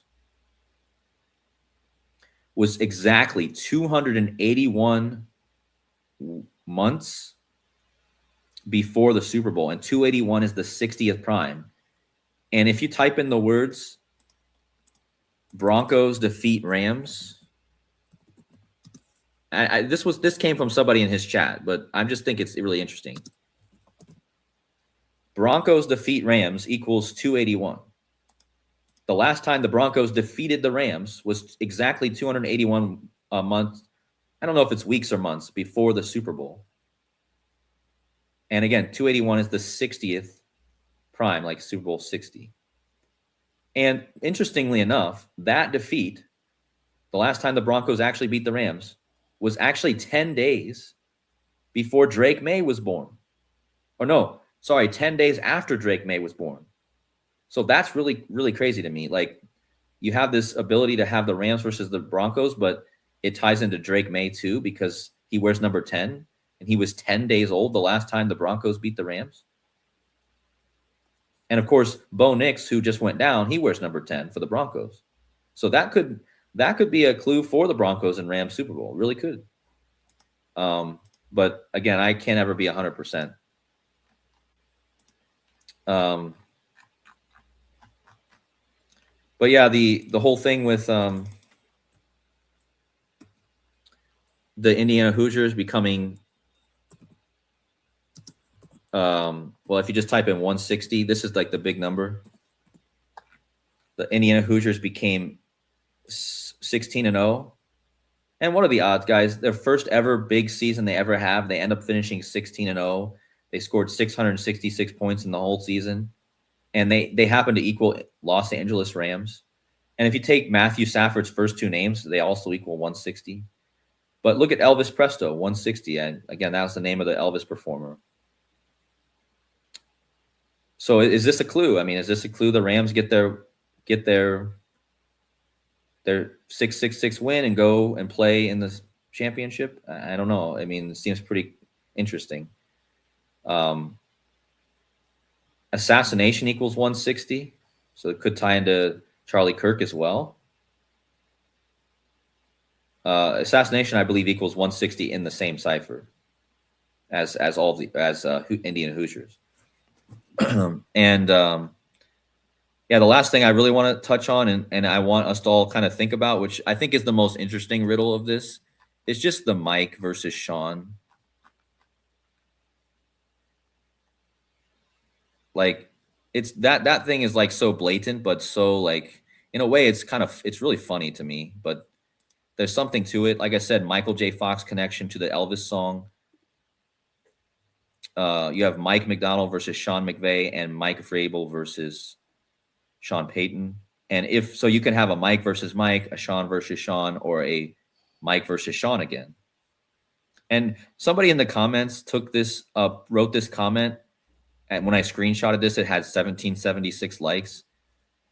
But he said, if we get a Sean versus Mike Super Bowl, we need to have Shawn Michaels do the coin toss. And, you know, being a wrestling fan and Shawn Michaels being one of my favorite wrestlers as a kid,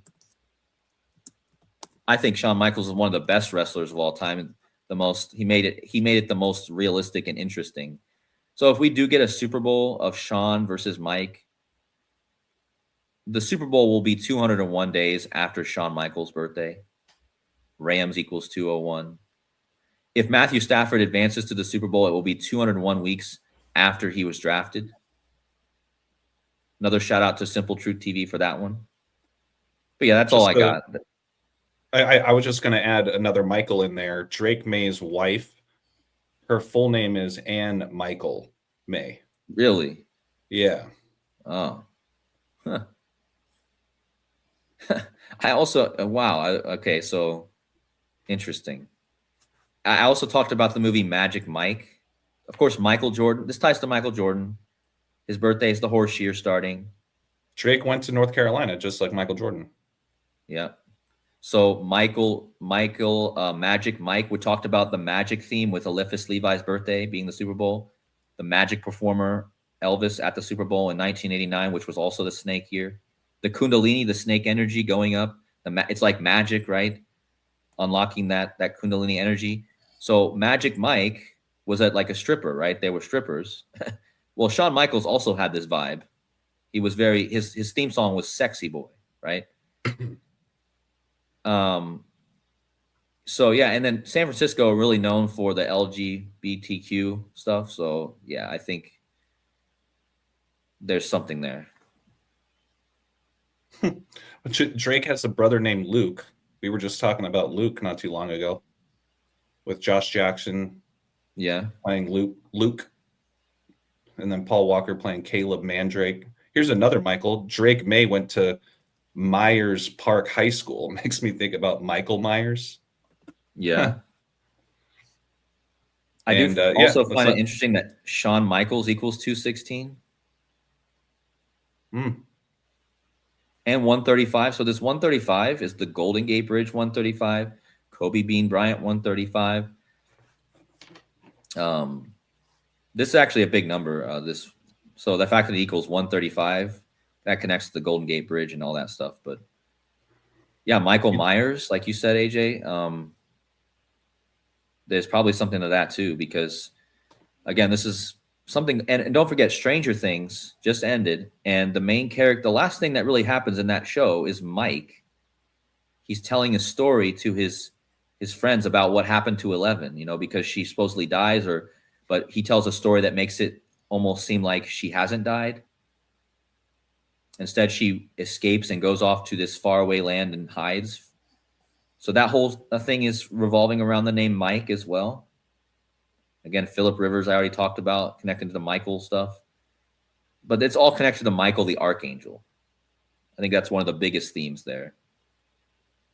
If you just type in New England Patriots, I think those two first ciphers are pretty interesting. Because in ordinal, it equals 217, which is Michael Jordan's birthday. And let's not forget, we transitioned to the horse year on Michael Jordan's next birthday. And then it also equals 82, like the other way you can write the date of the Super Bowl, February 8th. Yep. And it's also got the 98 there. I told you guys it could be a 9 versus an 8 if it's going to be the Rams and the Patriots. Number 9 versus number 8. Or no, sorry, Broncos. If it's going to be the Broncos, it'd be a 9 versus 8. So that's interesting. But the 217, yeah, that's actually my gematria. And I have a huge alignment with 217, just an organic connection. I will turn 217 prime, I think weeks old, on 217. My name equals 217. And my first word was basketball. And my first favorite player was, of course, Michael Jordan. So I have a huge and my team, the Indianapolis Colts, they're arch rivals, the New England Patriots. So I always found it funny that my team's arch rival growing up actually had matching gematria with me. It actually equals my name in 2 ciphers. My name equals 217 and 82. But that's just organic connection. But yeah, the 217 is the horse year. It is the Ring of Fire eclipse. And it is Michael Jordan's birthday. So, and remember Bill Belichick, he's known for the Patriots, and he's coaching North Carolina now. So I know we're kind of bouncing all over the place with the Super Bowl thing here, but shout out Darius for this comment, because we were talking about the backup for Bo Nix with the Broncos. He wears number 8. He's born on 8/8. Well, Elway's backup back in the day, Mr. John Denver, his backup wore number 8. Gary Kubiak. That's interesting. But yeah, Rambo, you got anything on your end? I know we took a deep dive on a lot of this stuff here. Well, Cody brought up a lot of these MS matchups, Sean versus Mike. But one of my, it's just funny that he brings that up, since one of my patrons just told me about he'd noticed an MS pattern going on, but not in football, in soccer football, in world football. one of my patrons just mentioned like an MS theme that he noticed. So I just found it interesting that KODI also sees an MS matchup in American football. That's just so funny. My patron, one of my patrons, I just mentioned it. It's Oluwaseun. That's my patron who brought it up. So they just had the final of the Africa Cup of Nations in soccer. 2 years ago, the Africa Cup of Nations was on the same day as the Super Bowl, and that there was synchronicity, which I showed in my decos. There was synchronicity because that happened first. Because the time the Africa Cup of Nations final, that's when the Super Bowl was in Las Vegas. So what I'd figured is, I made a matchup. Basically, I'd made an association. I guess no point going into that, but nonetheless, obviously that's not a sports event that's on Americans' radar. The final this past Sunday was actually made world headlines. It was a memorable final. It was between Morocco and Senegal, and so this is what my patron brought it up. He said there was an MS theme that he had already noticed before the final. MS, so it was Morocco versus Senegal. Morocco was the host. So I just found it interesting when KODI brings up this M versus S thing again. Now, the player of the tournament, it's a pretty legendary player. He plays for Senegal. His name is Sadio Mane, and his initials are SM. So there's an SM thing. Clearly there is. I mean, now that KODI brings up, like, wow, there is an SM thing, and it's also in soccer. They're all tied together. So Sadio Mane, he actually starred at club level for Liverpool. Liverpool Football Club of England are owned by Fenway Sports Group, who own the Boston Red Sox. So that's kind of somewhat of a connection to the New England Patriots. The Boston Red Sox, they're from New England. Their owners own Liverpool Football Club, for whom Sadio Mane. He was the player of the tournament. And there's much more to it. It wasn't just on-field playing that got him that award. There's a lot of stuff that went on off the field. I guess I think it's kind of off topic. That was pretty much the most memorable final of that, and everyone is still talking about it. Outside the U.S., everybody across the world is still talking about that final because so much went on. Good and bad, controversy. Senegal walked off the field because the referee was just, they just couldn't deal with the refs' perceived bias, which objectively speaking, the referee was biased. Morocco kept they hosted it, and they changed the referees in other games previously. Like, there's a referee who's been established for a game, and there's just no justification. For their games, they had that referee changed for a referee who they would prefer. And so they were getting every call. Yeah, so a lot happened in that. Like, you wouldn't. Unique stuff that doesn't normally happen at a final.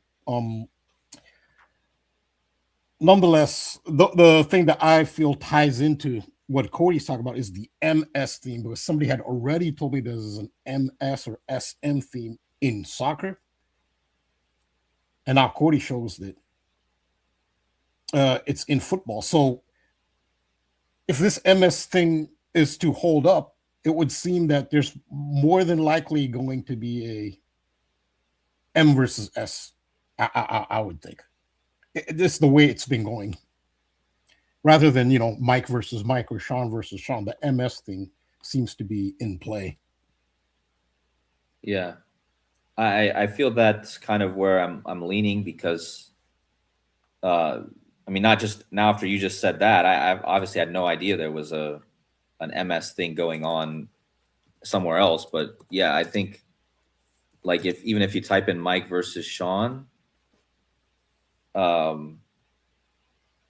I think it even equals, it equals Eliphas Levi and two ciphers, which is interesting because the Super Bowl is on his birthday. So we just destined to get a Mike versus a Sean on his birthday. And New England Patriots equals 118 and 37, like Mike versus Sean. So is that just a clue for what I've been talking about? My top option right now is Rams versus Patriots, but I'm advising people not to like bet all their money on what I'm saying here, because I could easily be wrong, or they could easily do the Broncos and Rams, a new matchup, right? Instead of going for the third iteration. But the third iteration seems to have the most code to it, in my opinion. So that's why I'm leaning there. And I think if you talk to Simple Truth TV, who's really a great decoder and very good at what he does, I think that's what he's leaning toward right now as well. So, but yeah, the MS thing, it's interesting. I don't know. I'm trying to think back if there's anything else I've seen recently with that. I was thinking, Minnesota starts with an M and it has S in it. And that's not necessarily the initials, but there is that kind of theme there. But M and S is the 13 and 19. So I'm trying to think how that might connect. Maybe Revelation 13:19. Is there Revelation 13:19? Maybe there's something to that. I was just going to throw in there that it's been a while, I think, since Trump has called out MS-13, but the gang MS-13, Yeah. that was something he was more going after in his first term, but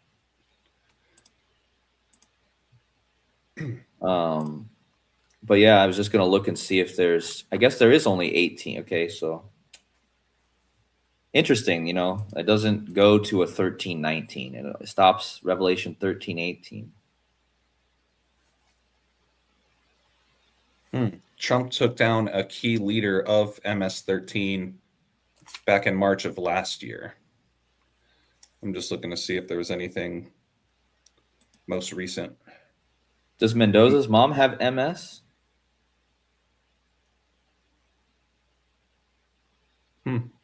What is her name? Mendoza's mother? Yeah, because she's been a big figure too. Like they're really putting her out there. You always see that's right. her. Oh, well, I think she has the MS condition, at least what I saw in the chat. Oh, yeah. And her name Mendoza starts with an M and ends with an S. Oh no, sorry. If you type in plural, I was just reading what was written there. It's like M and S, but yeah, that's wrong. Just disregard that. But yeah, just type in Mendoza's mom has MS, and you'll see right on the main Google page that she has multiple sclerosis. Yeah, hold on. Mendoza mother MS. That's interesting. Wait, her name? Oh, okay. Her name is Elsa. It goes back to the L stuff. Isn't Elsa a character in Frozen? Yeah. Going back to the ice themes. Yeah. That is Mendoza's mother has MS. I don't know why it's not. Yeah, okay. Elsa's Mendoza has opened up about being diagnosed with multiple sclerosis. Maybe maybe there's something big with that condition here. Oh, well, there's your 106. Yeah. Well, there, 227, of course. I found that interesting too, because that's Shawn Michaels' birthday. I just talked about Shawn Michaels, how he lines up with the Super Bowl. He's the MS, the SM.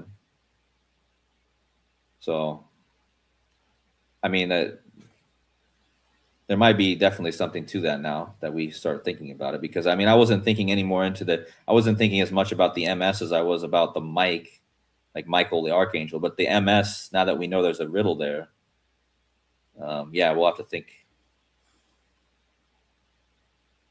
But yeah, with his mom being so in the news right now, I mean, with him being in the news, I mean, that guy's a bit weird to me. Like the way he does his interviews, it seems like he's rehearsed and like he's like a WWE in it. He's like a WWE promo wrestler. Is this guy? Is Mendoza? And he's going to probably go to the Raiders. Of course, he's going to go to the Skull and Bones team. Go to where Elvis is known. Elvis marries you in Vegas, right? Oh yeah.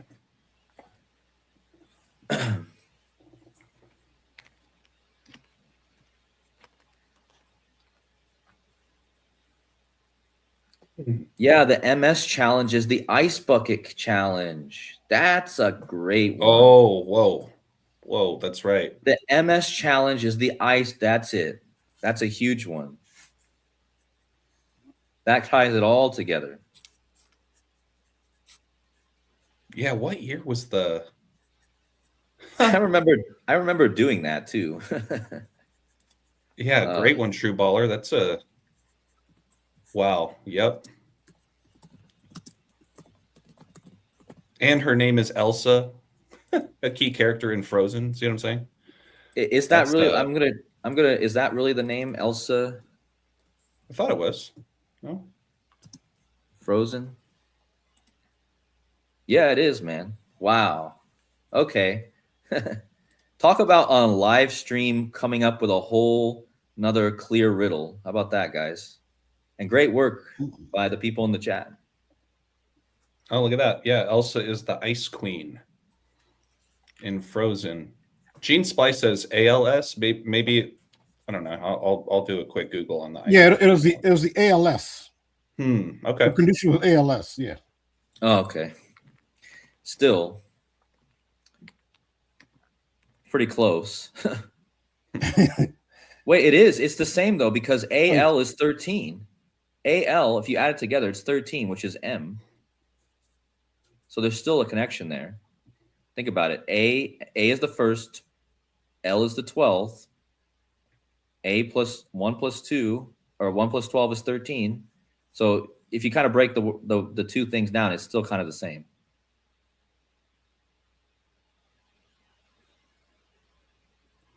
I think ice bucket challenge in general is relevant to what's going on. I'm sure that ties into.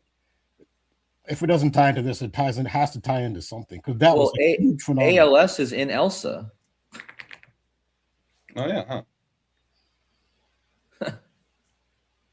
I mean, ALS association. There's your Elsa.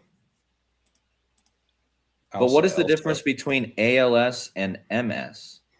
Are they even closely related? Probably not. Well, it's still a type of sclerosis. Both are a type of sclerosis. Yes.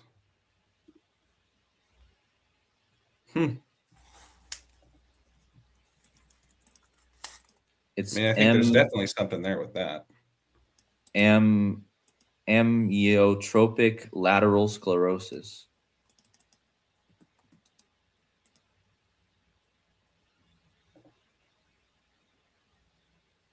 I was thinking about the 124. Yeah, but nothing that stands out right away, but I'm sure there's something to this. There's probably something way deeper to this. I mean, there obviously is. The Ice Bucket Challenge, Elsa, ALS, MS. I have a feeling it has to do with the spine stuff. Aren't these conditions kind of affecting the spine? I might be wrong, but we're talking about the third eye, how the energy has to go up the spine. I'm not familiar enough with these conditions to know exactly, but let me just. Well, I don't know if you've ever heard the phrase "a shiver running down your spine." Oh, you're right. That's a great call. I'm looking at Wikipedia. You're absolutely correct. In fact, it ties exactly. So what have I talked about in my decodes? The brain, the spine, and the brain, right? Just look at Wikipedia. Multiple sclerosis is an autoimmune disease resulting in damage to myelin, which are the insulating covers of nerve cells in the brain and spinal cord. So yeah, that was a great call, Cody. And it's the same with ALS. It also affects the spine. So yeah, but it also affects the brain too. Right. So this is exactly what we started the show talking about. How about that?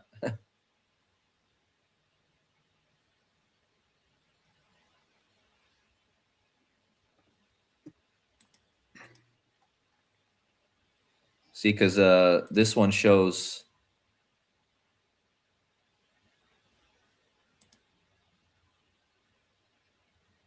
Let me just type in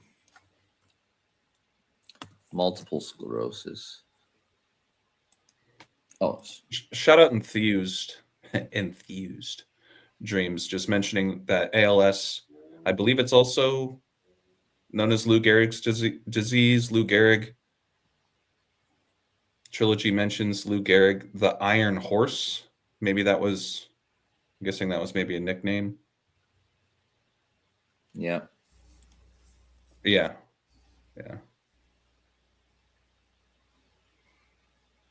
Myelin sheath. I'm not sure who or what that is, but.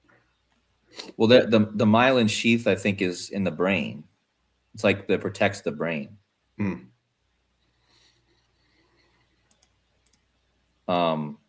But yeah, this is like so perfectly tied into what we were. The energy, the snake going up the spine. When I think of we got a lot of S's here, right? MSALS, like a snake, S, snaking up the spine. We're still in the year of the snake.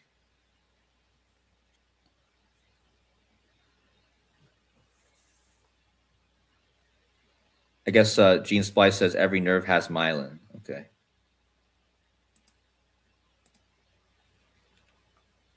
Kind of has I in it too. Yeah. The ELSA thing, it's just pretty clear. The ELSA thing. Yeah, right. ALS. ALS is in the name, and then you got the frozen, the ice connection, and that connects us to Indiana, who just won the championship, and then Minnesota thing going on.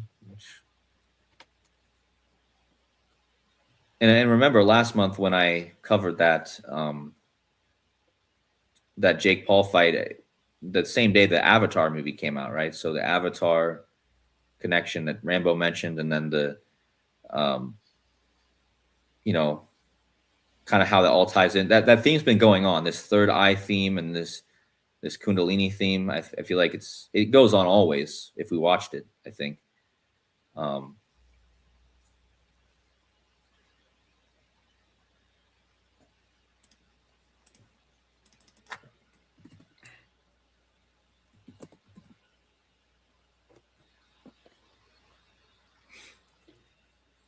Can maybe search Ice Queen, the Ice Queen. See, because if you type in ALS, it's going to have the same gematria as MS, right? Mm-hmm. At least in the forward, because it's the same. It's the same thing. So that even kind of ties, and the fact that there's that's in the name ELSA. And the 32. Look at the 32, right? Ice. Water becomes ice at 32 degrees. I talked about this. That this whole ice thing is also about transmutation from the liquid. In this instance represents the primordial waters, or the unformed, the formless, pure consciousness, and the ice represents form or illusion, or in a way the formless, the formed world, right? But if you read all the sacred texts, if you look into the Ein Sof, right? The Ein Sof is the formlessness, which is at the top of the tree of life. It's basically, it's consciousness, it's formless, it's pure potential. It has no borders, which is why this ice thing is all about borders, because borders are forms. As soon as you have a border, you have a form, which means you've already manifested into forms. But the real reality is a formless potential, a field of potentiality. That's consciousness, because consciousness can be aware of anything, but it itself is not a form, right? It's the one thing that's in the background, always viewing the forms, right? So that's why ice is all about borders. It's all about people who have crossed borders and they're trying to get them out. But it's also talking about forms, which is ice. Ice is the formless, or the formed, and water in this case represents the formless, which is why in the Bible it says and the earth was formless and void, right? And that's why Stranger Things was all about the abyss and crossing the abyss, which could also be a sense of formlessness. People think that nothingness exists, but nothingness doesn't actually exist because there can't be nothingness. There can be a no thingness, which means there can be something that has no borders, but there can't be a true nothingness because something obviously is, which is the I am. And that's also why I am is so important. You know, it's the I am. And that's why you had Miami.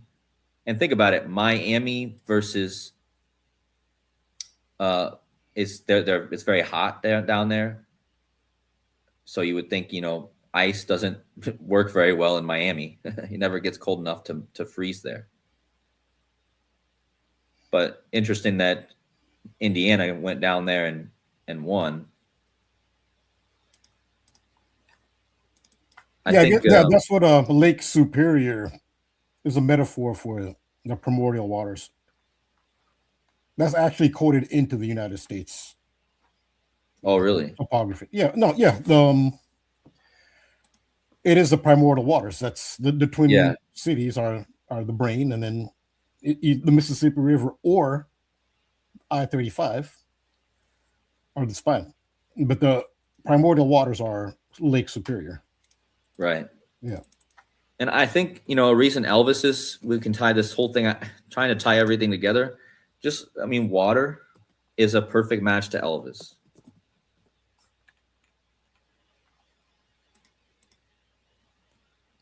And it's got the 32, you know, like. And reset equals exactly the same, right? In all ciphers. So, Elvis is essentially water. When you think Elvis, I always think water because I know it's a perfect match. So that might tie into what I talked about in my thing too, with remember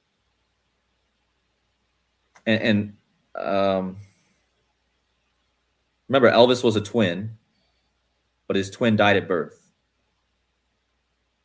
So you kind of have his twin kind of representing the unseen or the kind of overlooked, which would be the primordial pure potentiality consciousness. That's the overlooked part of reality because everyone's focused on the forms.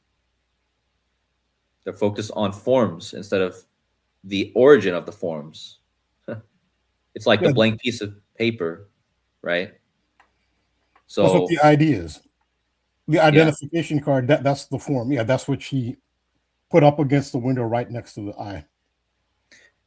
Yeah, and it's like you should reluctantly not. You should not want to, like, the way she does it. It's almost like I don't even want to. I don't want to care about my form. You know what I mean? Like it's almost like she's doing it just because she has to, but she knows that she shouldn't have to because that's not who she is.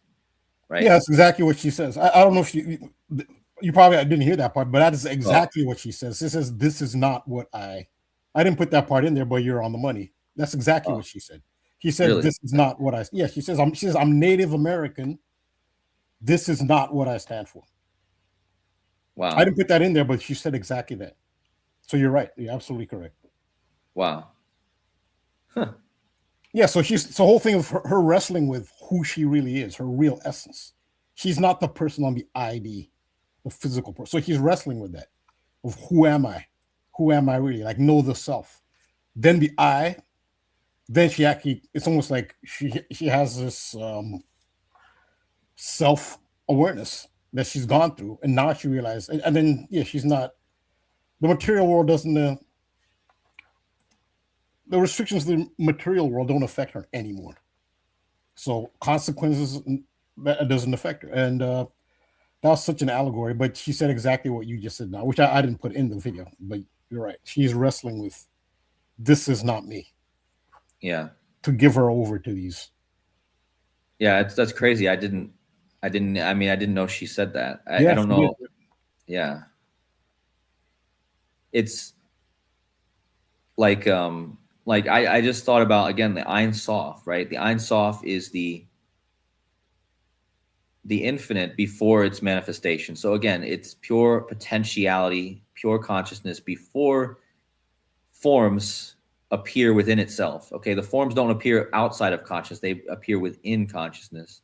There's nothing outside of consciousness. So therefore, anything that does become a form has to manifest within that.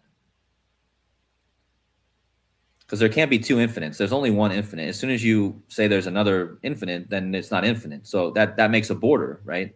So as soon as you draw a line or a circle on a white piece of paper, you've now created the circle and then the white piece of paper. But the reality is that there's only the paper. There's only the white background. You've just drawn a line that seems to divide the paper, but there's still just the paper. So like the Ein Sof, it kind of just goes back to this whole thing. And just going back to Eliphas Levi, who, again, wrote about Kabbalah and alchemical studies, right? So, Ein Sof is the infinite.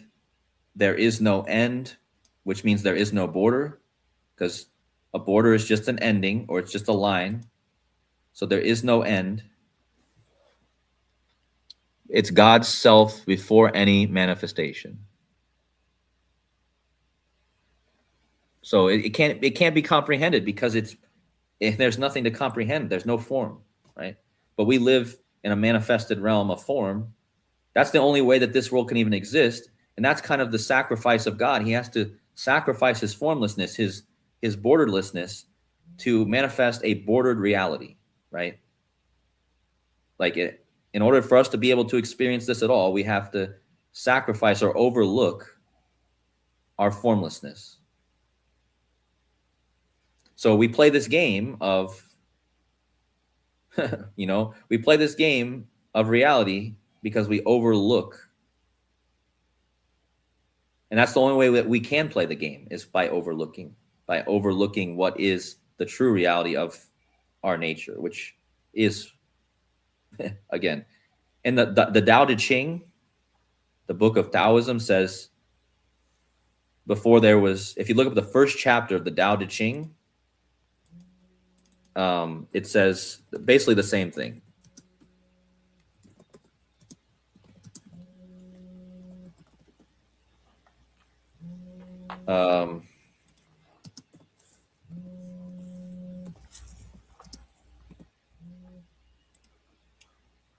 The Tao that can be told is not the eternal Tao. So in essence, the Tao that can be given a form is not the eternal Tao. Because when you give something a name or tell something or define something, you're giving it a form. The name that can be named. No, I'm saying, so that's what the ID card is exactly. That's exactly Right. describing what an ID card is. Yeah. Exactly. The name that can be named is not the eternal name. The nameless is the beginning of heaven and earth. The nameless, or the formless. The named is the mother of 10,000 things. So it's saying that anything that's named is basically chaotic, because it's all kinds of forms, right? Every ever desireless, one can see the mystery. Ever desiring, one can only see the manifestations. So Interesting. They use sorry to cut you off. The 10,000. Minnesota is the land of 10,000 lakes. Oh, yeah, that's the moniker for Minnesota. Well, that's perfect. The named, or the form, which is what we're talking about, is the mother of 10,000 things. Okay, well, we're connecting some dots. I want to make sure it's 10. Yeah, it is. Yeah, land of 10,000 lakes. Exactly. Yeah, that's Minnesota's moniker. That fits right in. And so it's saying that the named, or the formed reality, the world of forms and things, and it's the mother of 10,000 things. It's all kinds of forms, right? It's chaotic because it's all kinds of different forms warring against each other. But it's saying here that the ever desireless, one can see the mystery. But if you're ever desiring, one can see only the manifestations. Basically, it's what it's saying. So when you're caught in the formed world, you can see only the formed world because you desire forms. So it's saying if your desire is in the formed world, you see only forms and you get lost in it. Alice in Wonderland. Yeah. So the mystery is what you need your third eye to perceive the mystery. Your two physical eyes. Yeah, your two physical eyes cannot see the mystery. And it's in the Bible, it's in the New Testament. People can dispute what that means. Well, it's clear Matthew 6:22 is not referring to physical eyes. And it's quoting Jesus saying, if thine eye be single, thy body shall be full of light, which doesn't make sense if you're talking about physical eyes. If you have one eye open and not the other, that your body's full of light. No, you need two eyes open. But he's not talking about physical eyes. That's Matthew 6:22. Yeah. He talks about the single eye. Now, one thing I said about symbols is very important. Symbols have multiple meanings. There's a negative meaning. There's a really dark meaning to the single eye, very dark. And there's a positive meaning. And they have multiple meanings. So when you see someone display a symbol, it's the context in which they're displaying it. It could vary. When these celebrities cover one eye, and it's not just celebrities who do it. I've seen a lady, had a blog. She talks about her friends she has. Friends are in different fields, which is middle class, maybe some are upper middle class, some are like the medical field. And she's showing pictures of her friends, and they're all covering, and they're not imitating celebrities. They're basically part of secret society. That's not always positive. So symbols have multiple meanings, but then again, you don't know necessarily what is the context in which they're displaying it. The Bible quotes Jesus as extolling the virtues of the single eye, and that's in Matthew 6:22. If thine eye be single, my body shall be full of light. And they actually, the NFL did a tribute to that. I'll put it in my video, but I've already done a Instagram post on this. Matthew 6:22.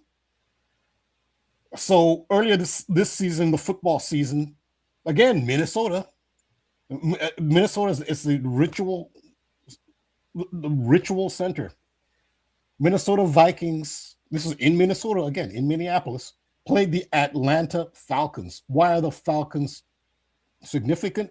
What is the Falcon? The Falcon god is, there are two of them, Horus and Ra. Horus is the newborn son. Ra is the mature son, in summer. Horus is in spring as the sun comes back after winter. They're both falcon-headed gods. Why are they falcon-headed? It's because if you take a cross-section of the human brain, there is near the back of the brain, the hypothalamus and another region, they have what's called it looks like a bird, a silhouette of a bird, which in ancient Egypt, they determined that bird would be a falcon. So the falcon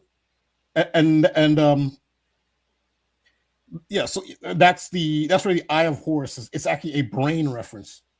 That's what the falcon is, a brain reference. That's why the Atlanta Falcons played the Minnesota Vikings, and the Falcons won 22-6. Why is that? Matthew 6:22. About the single eye. If thine eye be single, your body should be full of light. Who has the single eye? It's the eye of Horus, who's the falcon god.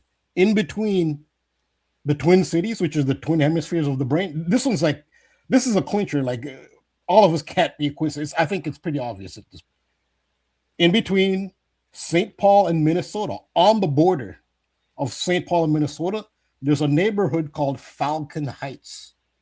That's the falcon is the cross section of the brain. That's Horus and Ra, the sun gods, and they both have the single eye. There's the eye of Ra and the eye of Horus, and they're in between, and the pineal gland is right in between the twin hemispheres, which are the twin cities. So of course, in between the twin cities, right on the border, you have a neighborhood called Falcon Heights. It's a reference to the falcon god Horus, which is a reference to the brain and the single eye. And the score of that game was 6-22, which is a reference to Matthew 6:22. Wow. I mean, that's crazy that what you said about the score being, I mean, that's pretty in your face, especially considering the Falcon stuff. Yeah, I did an Instagram post at the time as soon as I saw the score. I mean, I've done so much stuff on the single eye and Matt. As soon as I saw the score, I can't believe they did that. I mean, I guess I should believe. I shouldn't be, but nonetheless, I was. So I had to do a post on it. Yeah. Yes, as reference to Matthew 6:22. So is the single eye this esoteric symbolism in the Bible? Absolutely. I mean, let's think the depth of Jesus' teachings are not really fully explained in the Bible. The Bible was edited by Rome.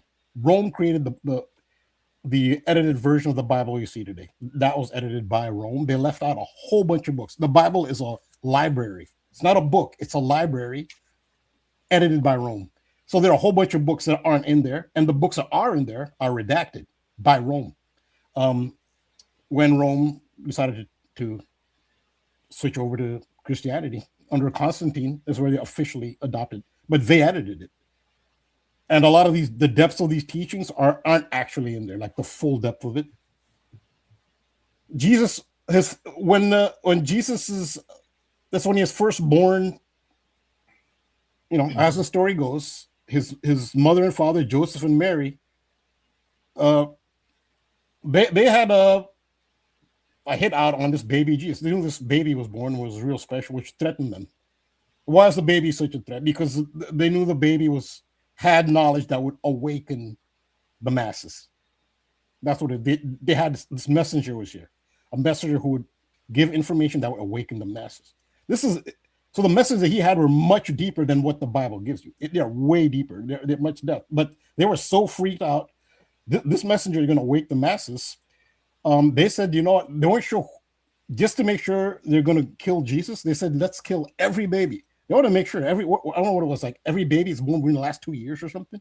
Just kill all of them. Just make sure, just so we get him. That's what they did. They just slaughtered a whole bunch of babies who were born in the last couple of years. That's how hell bent they were on stop. And what they were stopping the message, and it was deep. So where did they go? They went to Egypt, very likely Alexandria in Egypt. That's actually where they say his parents went to avoid the slaughter of babies. But even Jesus, the narrative in the Bible, that's the canonized Bible by Rome, they talk about his life up to age 12. Then he disappears. They don't talk about him. Then he reappears shortly before he's crucified. So this big gap where they don't tell you what Jesus did between 12 and, of course, he died at age 33. Really? 33? Why do you think they chose 33? Really? Jesus lived to age 33? What is that? It's 33 vertebrae on the human spine. This is what Jesus taught. And this is some of what they did not want to, this messenger, to give people. And so what's in the Bible doesn't even approach the full depth of what Jesus is teaching. And even Jesus is quoted as saying, even to his own disciples, that they cannot understand. Like there's some teachings that even they couldn't understand. And this is part of it. But so when he talked about that I shall be full of life, I mean, yeah, it's an ancient, these are ancient teachings. He was in Alexandria.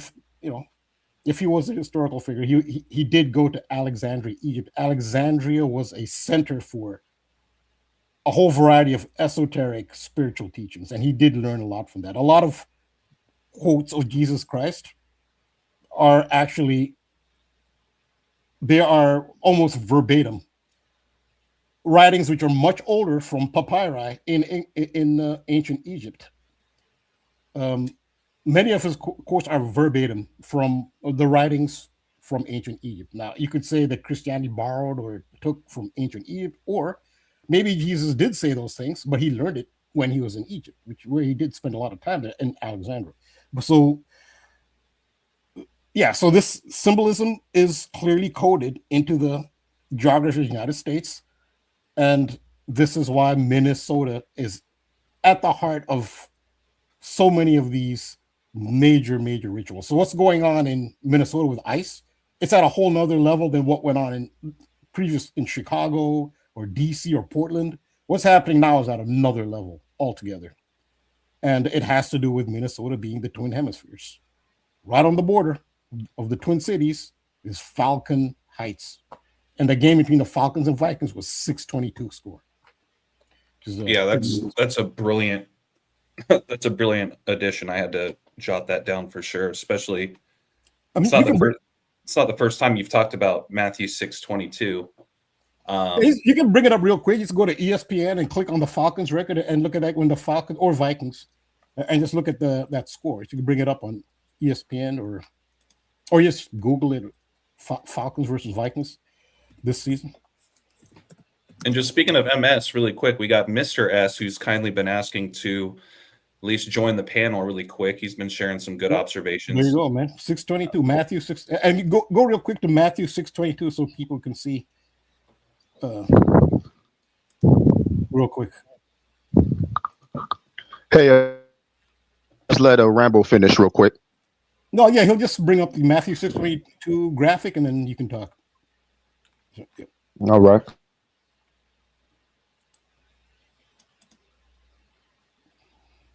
Be this right here. The light of the body is the eye. If therefore thine eye be single, thine whole body shall be full of light. Yep, that's a single eye. That's why the score is 622. Wow. Crazy. Yeah. Wait, there's, oh my goodness, this is 911. This is the 160th verse of the book and 911 remaining. Uh-oh.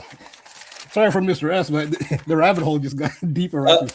He says. It looks like two eyes, you know. One goes down first, the other one goes down second. It also reminds me of the other Bible verse with, doesn't Jesus preach an eye for an eye? No, he preaches against it. Against the eye for an eye. Yeah. That's what I meant. There's. Oh yeah. That's a good. Yeah. It ties right back in, you know. Yep. But yeah, I mean, I mean, this new tool on this, again, shout out to Kate for creating this amazing tool, but really lets you be able to see everything in one thing. And this, you can see the strong stuff here. You can see the verses. Yeah, but 911. I just talked about 160 today too. It's funny. It's the 160th verse and 911 remaining. 911 was about the twins. Remember, it's the twins. Yeah, exactly. It's a twin. And what is the middle building? Building 7. Why building 7? It's the 7 chakras. Yeah. In the spine. The middle pillar is the spine. That's the middle path of the Kabbalah tree of life. That's why it's building 7 chakras. Yeah. Yep. So, Mr. S, you can hear. Yeah, welcome back, Mr. S. Speaking of M and S lately. Oh, yeah. That's actually a great segue, Rambo, because that's actually I'm sorry. Is my mic on? No, yeah, you're good. You're good. Okay, yeah. Shout out to the chat by the way. Shout out to you three guys, but that's actually a great segue because I honestly think a lot of what KODI was talking about is actually pointing to JD Vance. And let me explain why. Because I think with JD Vance, I think he might be sort of a AC, aka Antichrist kind of figure himself. Because I think a lot of things that what he was talking about with the with the Elvis is everywhere. I was doing a little bit of research and come to find out, JD Vance and Mojo Nixon have the same birthday. Do they really? Yes, sir. August 2nd, which is 8-2, the reverse of 2-8. Oh, wow. Yeah, I missed that. Huh. Mojo Nixon equals 48. Yep. The date numerology of this year started on 48. So not only is this to me, like even this weekend, I've been saying in the chat that Boston and Denver is an Obama connection, but 48, I think JD Vance, I think they're hinting at JD Vance this whole time being the 48th president. Yeah. But I think it gets even deeper than that because to me, Mojo Nixon also equals 42, just like twin. So now let me back up a little bit. Rambo just mentioned the 1, 2, and 7. There was a movie that came out in 1984 called 2010, the year we made contact.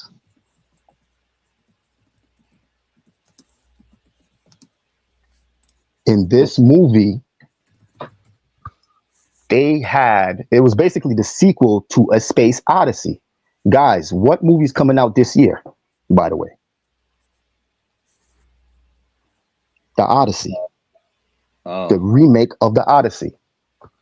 So with this one, this movie right here that you're showing, there was a scene where they sent a bunch of monoliths to Jupiter. You may ask, why is that important? This year, because we've been speaking about eyes, the Third Eye Atlas comet. We haven't heard that in a while. The Third Eye Atlas comet is going to hit Jupiter on March 20th. Ooh. That date's interesting because March 20th is the Thalima's New Year. KODI, go ahead. I'm sorry. Yeah, and it's also Barron Trump's birthday. And I did find out too, going back to Tom Brady, Tom Brady will turn 1776. We know how big Tom Brady is with the Patriots and all the America stuff. So he'll actually be 1776 days, like John Cena was earlier last year. I talked about that a lot. So he'll actually be that age one day before that on March 19th. So I just wanted to throw that in there. It seems like a big time period. Of course, it's the spring equinox, but. Absolutely. Now, if you ask me, I think what that movie was showing you, because they've always talked about in space how Jupiter could be a second sun. Now, let me mess with you guys' heads. JD Vance do you know how many names he has? He has so many names. It's like he's a fake person. Well, to me, he is. That's the point. His name, he has a name called James Donald Bowman. Yeah. He also had a name, if I could look it up real quick.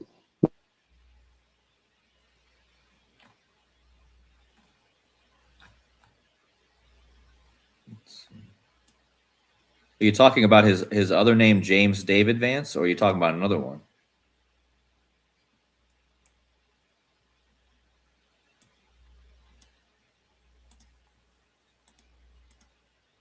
Is he still there? Hey, Mr. S, you out there? I don't see him on mute. I don't know. I guess he went away from the. Shows he's still in the room. Yeah, he's there, but I think he stepped away. Okay, it looks or maybe like he dropped off. Maybe quickly. I don't know. That's okay. I'll drop the link back in the chat for him to jump back in. But I mean, that was already very intriguing.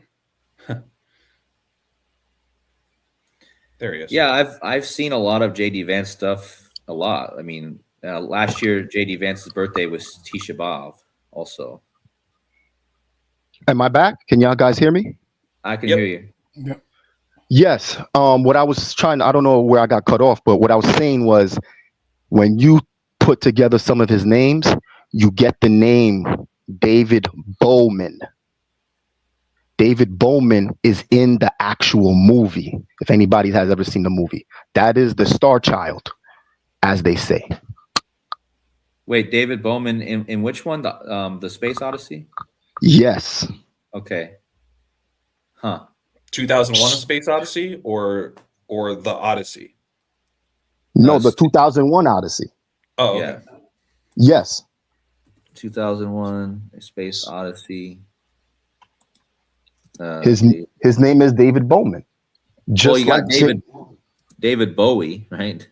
David Bowman. Huh. Yeah. Wow. Okay. If anybody's ever seen that movie, he turns into what they call the Star Child. He reverses in order. He's reversing aging. That's why you see the baby, and then in the second movie, he turns into this kind of ethereal body. But the point is that Jupiter, they was trying to nuke Jupiter to turn into a second sun. I think what we're going to see, guys, is them preparing JD Vance to turn into the second sun, aka Helios, aka Apollo. He's going to turn into Donald. You get it? Donald Trump. He's going to become the new president. Yeah, I mean, I'm definitely on board with that because I've seen enough to see him, especially just his name having the Donald in it to begin with. Him being from Yale University too, just his whole character is very, very interesting. And don't forget his birthday is the day the Declaration was signed. So yeah, I mean, that's great observations with I didn't even think about, it's been so long since I've seen A Space Odyssey, and I should probably rewatch it, but I didn't even think about it being David Bowman. Also, David Bowie is, connected to that. So that's probably something else to think about. And David Bowie is super connected to Elvis. And remember, this whole thing with Elvis, I believe it ties into this as well, because I mean, with this whole thing, I don't want to go into it, but I really think it is tied to what I already showed today with this Elvis theme. But yeah, great observations. If I got a little bit more time, let me just really tie everything together, because what day did this movie come out on? The 2010 movie now. It came out on December 7th, 1984, guys. The 127th. So let's back it up. His name is Bowman. That means he's a Sag. Sag is the Bowman of the horse, the centaur. Yeah. What rules Sag? Jupiter. Zeus. The 42. Remember, twin equals 42. Mojo Nixon equals 42. Why do I talk about the 42? The rainbow makes a 42 degree. There's something about the rainbow and the 42 degree. You guys have mentioned it, the Hitchhiker's Galaxy. Yeah, about the Guide to the Galaxy, yep. So that means this year, not only does JD Vance turn 42, that movie turns 42 years old. And guess who just turned 42 just last December? Aaron Rodgers. Aaron Rodgers, like Elvis Aaron Presley. That's why I was hinting at the Steelers, but nevertheless, I think that's part of it. And I'm going to say one more thing, and I'm just going to be quick. I also think that all of this is also hinting to the EBV virus, Cody. Yeah. Check this out, Cody. The EBV virus equals 216 in ordinal. Right. Yep. And it equals 81, just like 18, just like Elvis and David Bowie. Oh, sorry. Epstein. You're talking about when it's spelled out, right? Epstein-Barr virus, yes. Yeah, I've shown this, but this is huge too, because I was just talking about this 216 today. Elvis Aaron Presley actually equals Epstein-Barr virus, but you have this Jeffrey Epstein stuff. He was behind bars. The Epstein-Barr virus is supposedly causes all kinds of, cancers. It supposedly could be behind a lot of stuff that we actually have. It's actually the Cody. root. That's how Elvis is everywhere, Cody. Yeah. They say that this virus is in all of us. Right. Call me crazy. I think that's why Michael J. Fox don't have it. I think what they're really saying symbolically is that there's a person who time traveled and was not a part of the quote unquote inoculation. So when he came back in time, he didn't get the needle, the jabby. Yeah. That's why Michael J. Fox doesn't have it. Who, by the way, is born the same day as Johnny Depp. Yeah. On 6/9. Right. It's funny though that It's another JD. Michael J. Fox actually does have a sickness, right? He actually does have a That is ironic. That is very ironic. Because guys, there's a lot of zombie movies coming out this year. I don't know if you guys know. It's just a weird amount of zombie movies. And we've always associated zombie movies with what? With quarantines, with end of the world kind of vibes. And I was actually doing some research. I'm gonna do some more. I think a lot of this has to do with the Omega Man, the movie called The Omega Man, which is also 48 Reduction. A Boy and His Dog. And guess what, guys? I Am Legend. Those were actually a novel. Those were a 3-part novel based on the same author.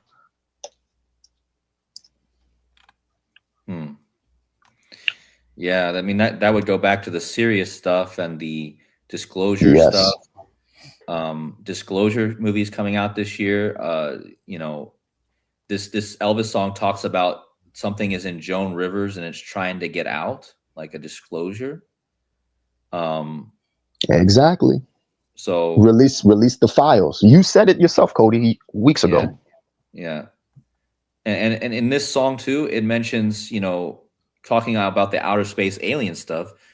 It says, yeah, man, you know, people from outer space, they come up to me. They don't look like Dr. Spock. They don't look like Klingons. They look like Elvis. I think that's a subtle way of saying they're all actors. Yeah. And Elvis, another shout out to Jurassic Liars, who really pioneered the Elvis research. He talks about how the name Elvis is it means God of sixes. And think about how the human DNA is carbon made up of the 666, right? So L, it's like God is L, and then the last 3 letters of Elvis are VIS, like multiple sixes, right? Mm-hmm. So again, that's not my find. That's he always talks about that, but this kind of brings it together with why you have all this 666 connection lining up with Elvis. Again, Epstein-Barr virus does have double gematria of 216. So, and we know that the V word equals 666, and someone in the chat just mentioned. Yeah, did anyone see that Elvis movie back in 2020, played by Tom Hanks, when he was the first celebrity to? He was filming that movie. He was filming the Elvis movie when he got it. So I mean, just again telling you the Elvis connection. Remember, Elvis was the first one to get the live polio, and remember, polio equals Elvis in gematria. Yep. So Apollo, polio. Yeah. Apple. Yep. Yeah, I was typing it all along in the chat. I was hoping you would see it, Cody, but I'm like, you know what? I'm going to type it in tonight. I actually had more notes. I couldn't find them, but I honestly think there's something going on. And when and even with JD Vance, I just think even with him, I think it's about Jupiter becoming the new sun. I think it's all about JD Vance, slowly but surely, because remember, he is kind of being groomed. They've had yet to say anything bad about him, oddly enough. So reminds me of that movie Jupiter Ascending. Yes. But yeah, it is March 20th when the 3i is getting closest to Jupiter. That's the date, huh? You know, all the other crazy news, we seem to have forgotten about that. But yeah, March 20th is when it was zinged by Jupiter and leave our solar system, allegedly. I obviously don't believe in the actual thing, just like you, Cody. I don't believe in that nonsense. Yeah, but the another interesting thing, I think the Knowing movie came out on March 20th, and that's a huge movie. Which that goes back to what I was talking about earlier about consciousness, and knowing is know thyself, knowing. But that all involves how the solar flare, right? So And we just had, I don't know if you guys, I did a video this week about the proton event, I called it, and about the sun giving off a proton event. And we had like one of the biggest events in a long time. And I mean, somehow I missed it, but you were able to see the northern lights in so many places. So, I mean, definitely some stuff getting stirred up right now. Yeah. I mean, I don't know if anybody else wants to call. I don't want to take too much time because there is a few bit more I could say, but I don't think we should keep our eyes off JD Vance. And I think this has all been a Jupiter code. It's all about the 42. The date numerology of this year turned into 48. You could flip it to 84. Like even the way last year ended, Shannon Sharp was interviewing John Elway. I should have known more about the Broncos. I didn't think they'd be so bold in our face to give us the Broncos, but you got the 8-4, you got the 4-8. And then even with Terminator came out in 84 as well. The Los Angeles Olympics was in 84. O.J. Simpson ran with the torch, and he was supposed to be the original Terminator. I don't know if you guys ever knew that. Oh, really? O.J. Simpson was supposed to be the Terminator. Huh. Yeah, I did not know that. No. Well, and going back to your 48 thing real fast, the horse year and the Ring of Fire eclipse is on the 48th day of the year. That's another clue. And shout out to whoever was in the comments earlier pointing out that last night's game, college championship game, had a total of 48 points while Trump was in attendance. And who won the year prior? Ohio State, where JD Vance reportedly went to school, and Trump's connection to Ohio with Grover Cleveland and Cleveland, Ohio. Yeah. Guys, who played in Super Bowl 48? Oh, man. I don't know off the top of my head, but hold on. Let me guess, the Broncos. And the Seahawks. Oh. So I was in Illusions chat, and I said that if these two teams make it, there is something about the connection between New York and San Francisco that is undeniable at this point. Because now that means that they went from New York to San Francisco. They went from the Silver Gate to the Golden Gate, if you ask me. Because I think the Twin Towers were the Silver Gate. And the Golden Gate is the Golden Gate. So you're saying this Super Bowl was in New York. That's what you're saying, right? Oh, no. This Super Bowl was in New York. The 48. Yeah, 48 was in New York. So if they play in San Francisco, that could be confirmation of the worst.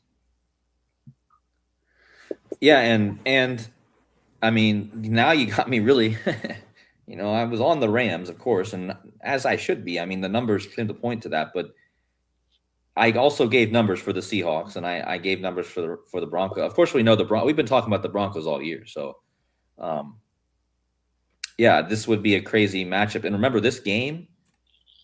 Wait, wasn't the final score? Hold on, wasn't the final score 48? I believe it was 43-8. Oh, but that's interesting. It has the 48 in there, but yeah, they got absolutely destroyed. John Fox, guys. John Fox was the coach. Michael J. Fox. Mm-hmm. And yeah. And wasn't he the coach for the Panthers when they got destroyed in Super Bowl 50? I'm not too. No. That was the other Super Bowl. Please excuse me. No, but that Super Bowl was the next year, then, wasn't it? The Carolina one. No, that was in 50. I mean, Cody, you still got 49, which had the Patriots and the Seahawks. So this is how the Matrix loves to give us options, isn't it? In Phoenix, mind you. Yeah. So it was the Broncos and the Seahawks, and then it was the Patriots and the Seahawks. Yes. Huh. Back-to-back years. And then it was the Broncos, or the Broncos and the Panthers, right? Yes, sir.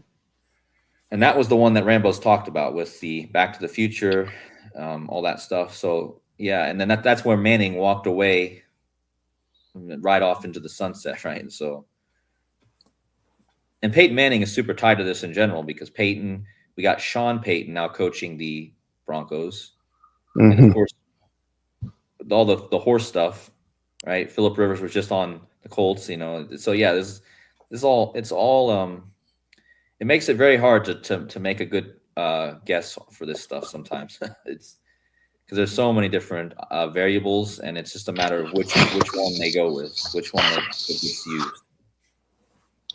Yeah, what I thought they would do is have Aaron Rodgers, because if Aaron Rodgers' career kind of mirrors Brett Favre, I thought what they would have is, okay, you could finally play in your second Super Bowl, but you'll lose. I thought it would be the San Francisco boys, the Goff versus Rodgers, Lions versus Steelers.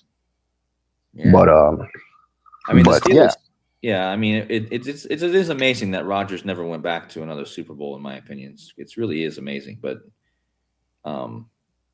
and this year was a perfect year to do it with it being in San Francisco. The Steelers having such a great connection to San Francisco with the steel company. I thought that was an option too throughout the whole year, but the Steelers just never looked good, and then Rodgers looked old, you know, or supposedly. So yeah, it is interesting that they never took him back to. Oh, and yeah, Maggie McCombs mentions about Peyton Manning. He wore the numbers 16 and 18 in his career, so the golden ratio.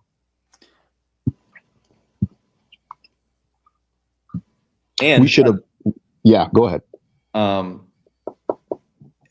If you go from 9/11, I think it's from. Is it from 9? What is it? Something turns 3. Now I've blanked out.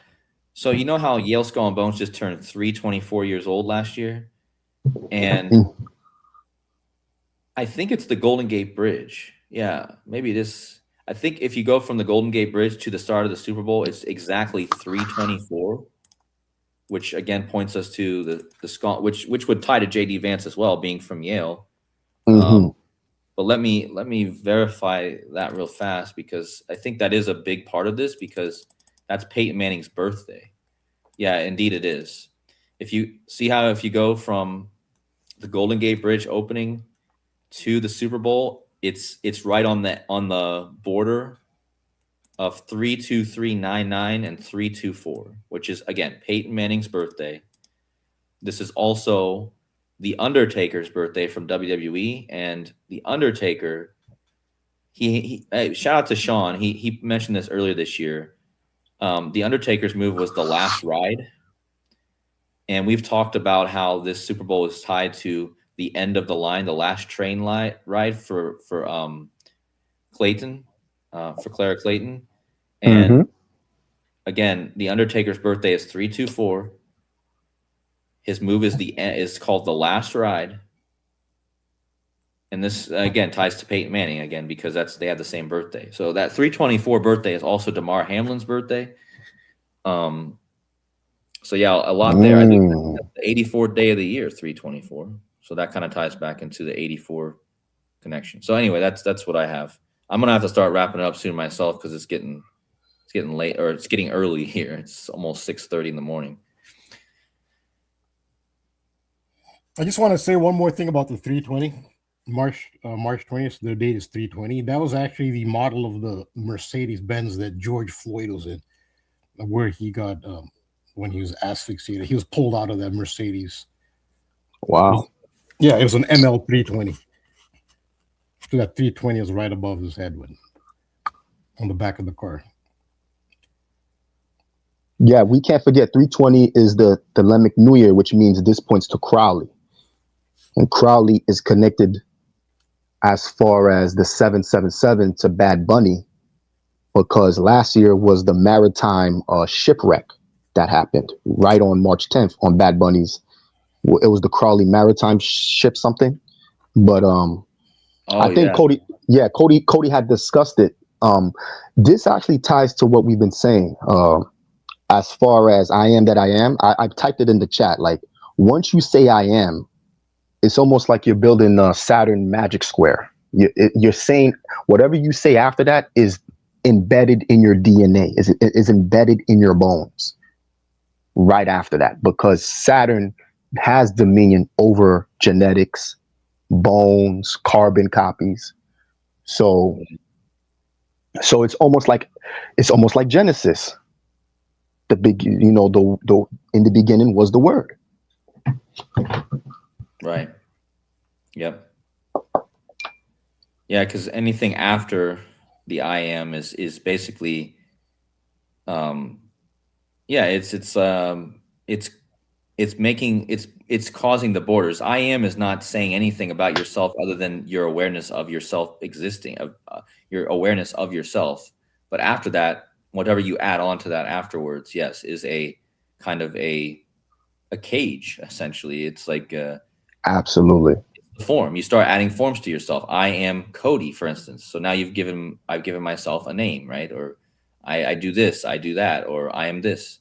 So yeah, that's why I think the quote in the Bible is I am what I am, or whatever the actual quote is. I know oftentimes Casey May gets mad at me but the reason that the translation that gets out there is the I am that I am, regardless of if that's actually the right translation, which and it doesn't matter how you translate it anyways, because it still makes the same sense no matter what in terms of consciousness. So yeah, I mean, that's just kind of, and it is Genesis 3:14 where he says that too. Don't overlook that. Thanks to Maggie in the chat for putting that in there. I always forget that, but it's Genesis or Exodus 3:14, like pi, right? So yeah, very important. Yeah, I am that I am, or I am what I am, but I think the reason that I am is what's become the most popular is because that's what makes the most sense in terms of understanding reality, is that you are that I am. You don't have to qualify yourself after that, right? Yeah, that's what that ID was. I mean, to reiterate that point. Yeah, exactly. That ID is what comes after the I am. I mean, right. That incident there was so deep. That was allegorical. There's no way I think all that just happened organically. That was so detailed. That whole incident in Minnesota with the lady and the DoorDash. That was so detailed. Yeah. So yes, as you eloquently put, it's like whatever comes after the I am, that's the ID, and she smacks it right up next to the I. Yeah, exactly. And then she changes after. Yeah. So yeah. That whole story is a great example, and I'm glad that you caught it, Rambo, because I never would have probably heard or caught that story. So yeah. Shout out Darius. Popeye the Sailor Man actually says, "I am what I am." Popeye. Interesting. Yeah, Popeye, the name. Yeah. Yeah, that's good. That's good. Well, yeah, let's start landing the plane here. KODI, I know it's getting super early for you. We're just coming up on that 3-hour mark. As we close out with outros, Mr. S, if you wouldn't mind just letting folks know where they can find you or support you. Man, you could find me in the comment section. I don't have anything. One day I might take you up on your offer, AJ. I know you had said you wanted to exchange numbers perhaps, but I just love what you three guys do. I just love the information I get from the chat room. I want to thank everybody, but I'm glad you gave me the opportunity to say that, because I think sometimes KODI, he's so brilliant, he forgot some of the other stuff that he kind of brought upon, and how some of those things could actually tie into what he was saying today. I think that the Epstein-Barr virus might be the clue to the Elvis is everywhere. Yeah. And gematria, it shows that. I think there's something up when they say release the files, like release the Kraken, release the files. Yeah.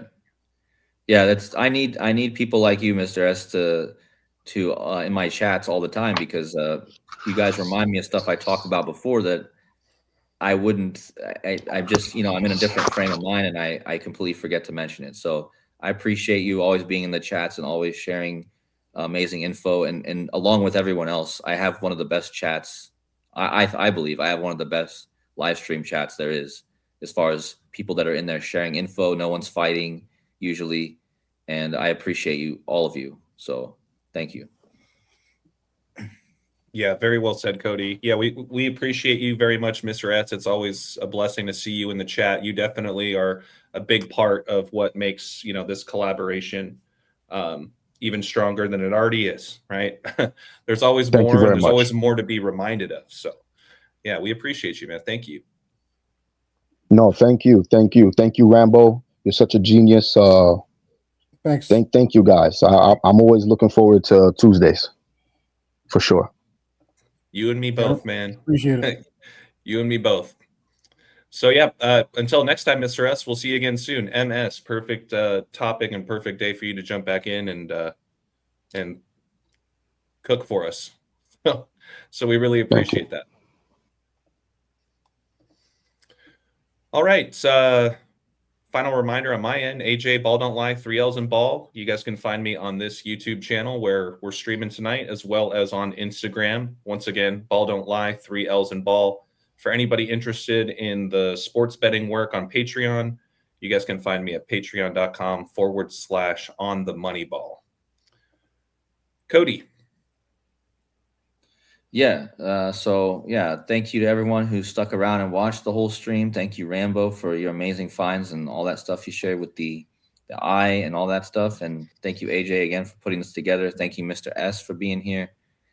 And if you guys want to find me again, Decoding with Cody on YouTube and buymeacoffee.com/decoding with Cody. So yeah, appreciate you all. Much love to everyone.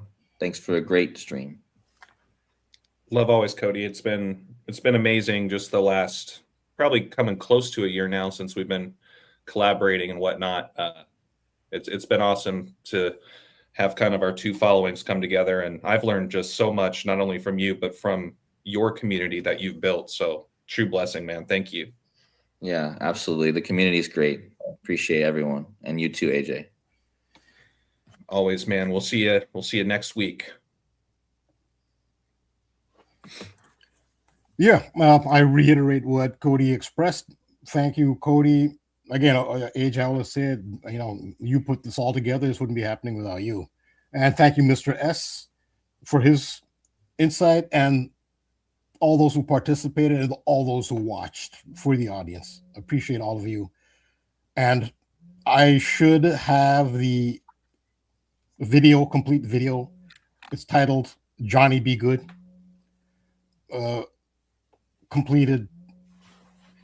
I mean, hopefully tomorrow. I mean, 10 minutes of editing can actually take 4 or 5 hours, honestly. But I, thank you, Mr. S.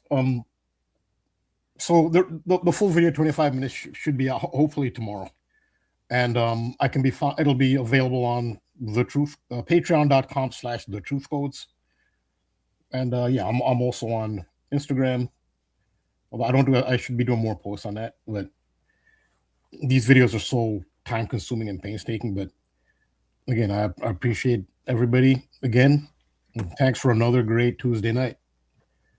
Always best night of the week. Like I always say, final reminder, you guys, $5 a month, give them a shot. $5 a month, not a day, not a week. I'm very much looking forward to the 25-ish minute full length video from what you gave us a preview on to start tonight's show. So thank you again, Rambo, very, very much. You're welcome. We all love you. We appreciate you. And without further ado, last but certainly not least, thank you guys so much in the chat. You guys always blow my mind every time we all get together. You guys make this show that much better. So I just want to thank you guys for the ongoing love and support. As a final ask, it doesn't cost a thing. If you guys haven't hit that like or subscribe button on the way out, it would be tremendously appreciated. It sincerely helps with the growth of not only my channel, but more importantly, this particular show and this panel. So we love you guys, and we'll see you guys on the next one. Peace. See ya.